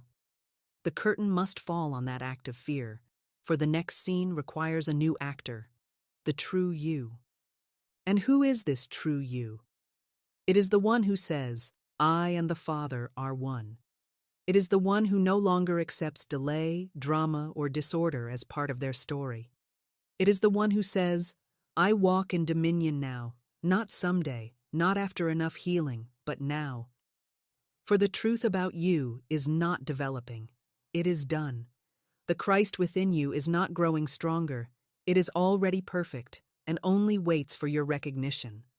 Let the weak say, I am strong. Let the broke say, I am rich. Let the forgotten say, I am favored and known. You do not wait to feel it. You speak it and the feeling aligns. You decree it and the world obeys. The old self tries to be realistic, but the risen self is prophetic. It speaks from the end. It declares from the promised land even while the wilderness still surrounds. I charge you, beloved soul, do not decorate your tomb any longer. Do not make your excuses sacred. Do not keep memorializing what God has already called dead. You are not meant to manage the old self. You are meant to bury it with the word, and once it is buried, do not look back. The woman who touched the hem of Christ did not return to the doctors. The man at the pool of Bethesda did not go back to his mat. And you, now that the word has made you whole, must not speak again as if you are still waiting. Speak as the risen one, walk as the risen one, declare as the risen one. Do not look in the mirror for evidence. Look in the word. Look in the law. Look in the eternal covenant that says, Behold, I make all things new. So rise, not because you feel like it, but because it is already written. Rise, not because you earned it, but because it is your name. Rise, not to impress anyone, but to fulfill your divine decree. And when doubt whispers from the shadow of your former self, answer boldly. That one is no longer available. That name has been retired. That story has been closed. Behold, all things are new, and I speak now as the one who has risen. Amen. I do not offer you content. I offer you cadence, rhythm, revelation, the divine tempo of truth. And now, my friend, as we reach the edge of this spiritual journey, I invite you not to end, but to begin again. For every end is but a resurrection in disguise. Let this moment be the breath between death and dominion. You have walked with me through fire, through sword, through the grave of the old self and the crown of the new. Do not step back into silence now. Speak, for the word spoken is the key that reopens the tomb. Comment below, not with opinion, but with declaration. Seal this hour with the word. The old is gone. I rise by word. Do not explain it. Do not dilute it. Just declare it. As surely as Lazarus rose, your life is called forth by your mouth. You have no need of motivation, affirmation, or explanation. You need rhythm. You need to return to the sound of spiritual law and spiritual certainty. Subscribe not for more videos, but to align with the spoken life. For when you return here tomorrow and speak again, you are not consuming content. You are consecrating your mind. Let each day be a funeral for the lie and a feast for the truth. Let your very breath be a rebuke to fear and a celebration of divine remembrance. You are not here to remember who you were. You are here to remember what God has already spoken. And the word is still alive, still multiplying, still making flesh. You need not feel ready. You only need to return, to die again, to speak again, to rise again. Let the grave lose you, and let your mouth restore you. Your resurrection is not on a date, it is on your lips. The old is gone. I rise by word. Write it, speak it, live it, return tomorrow, and again the next. This is not a conclusion.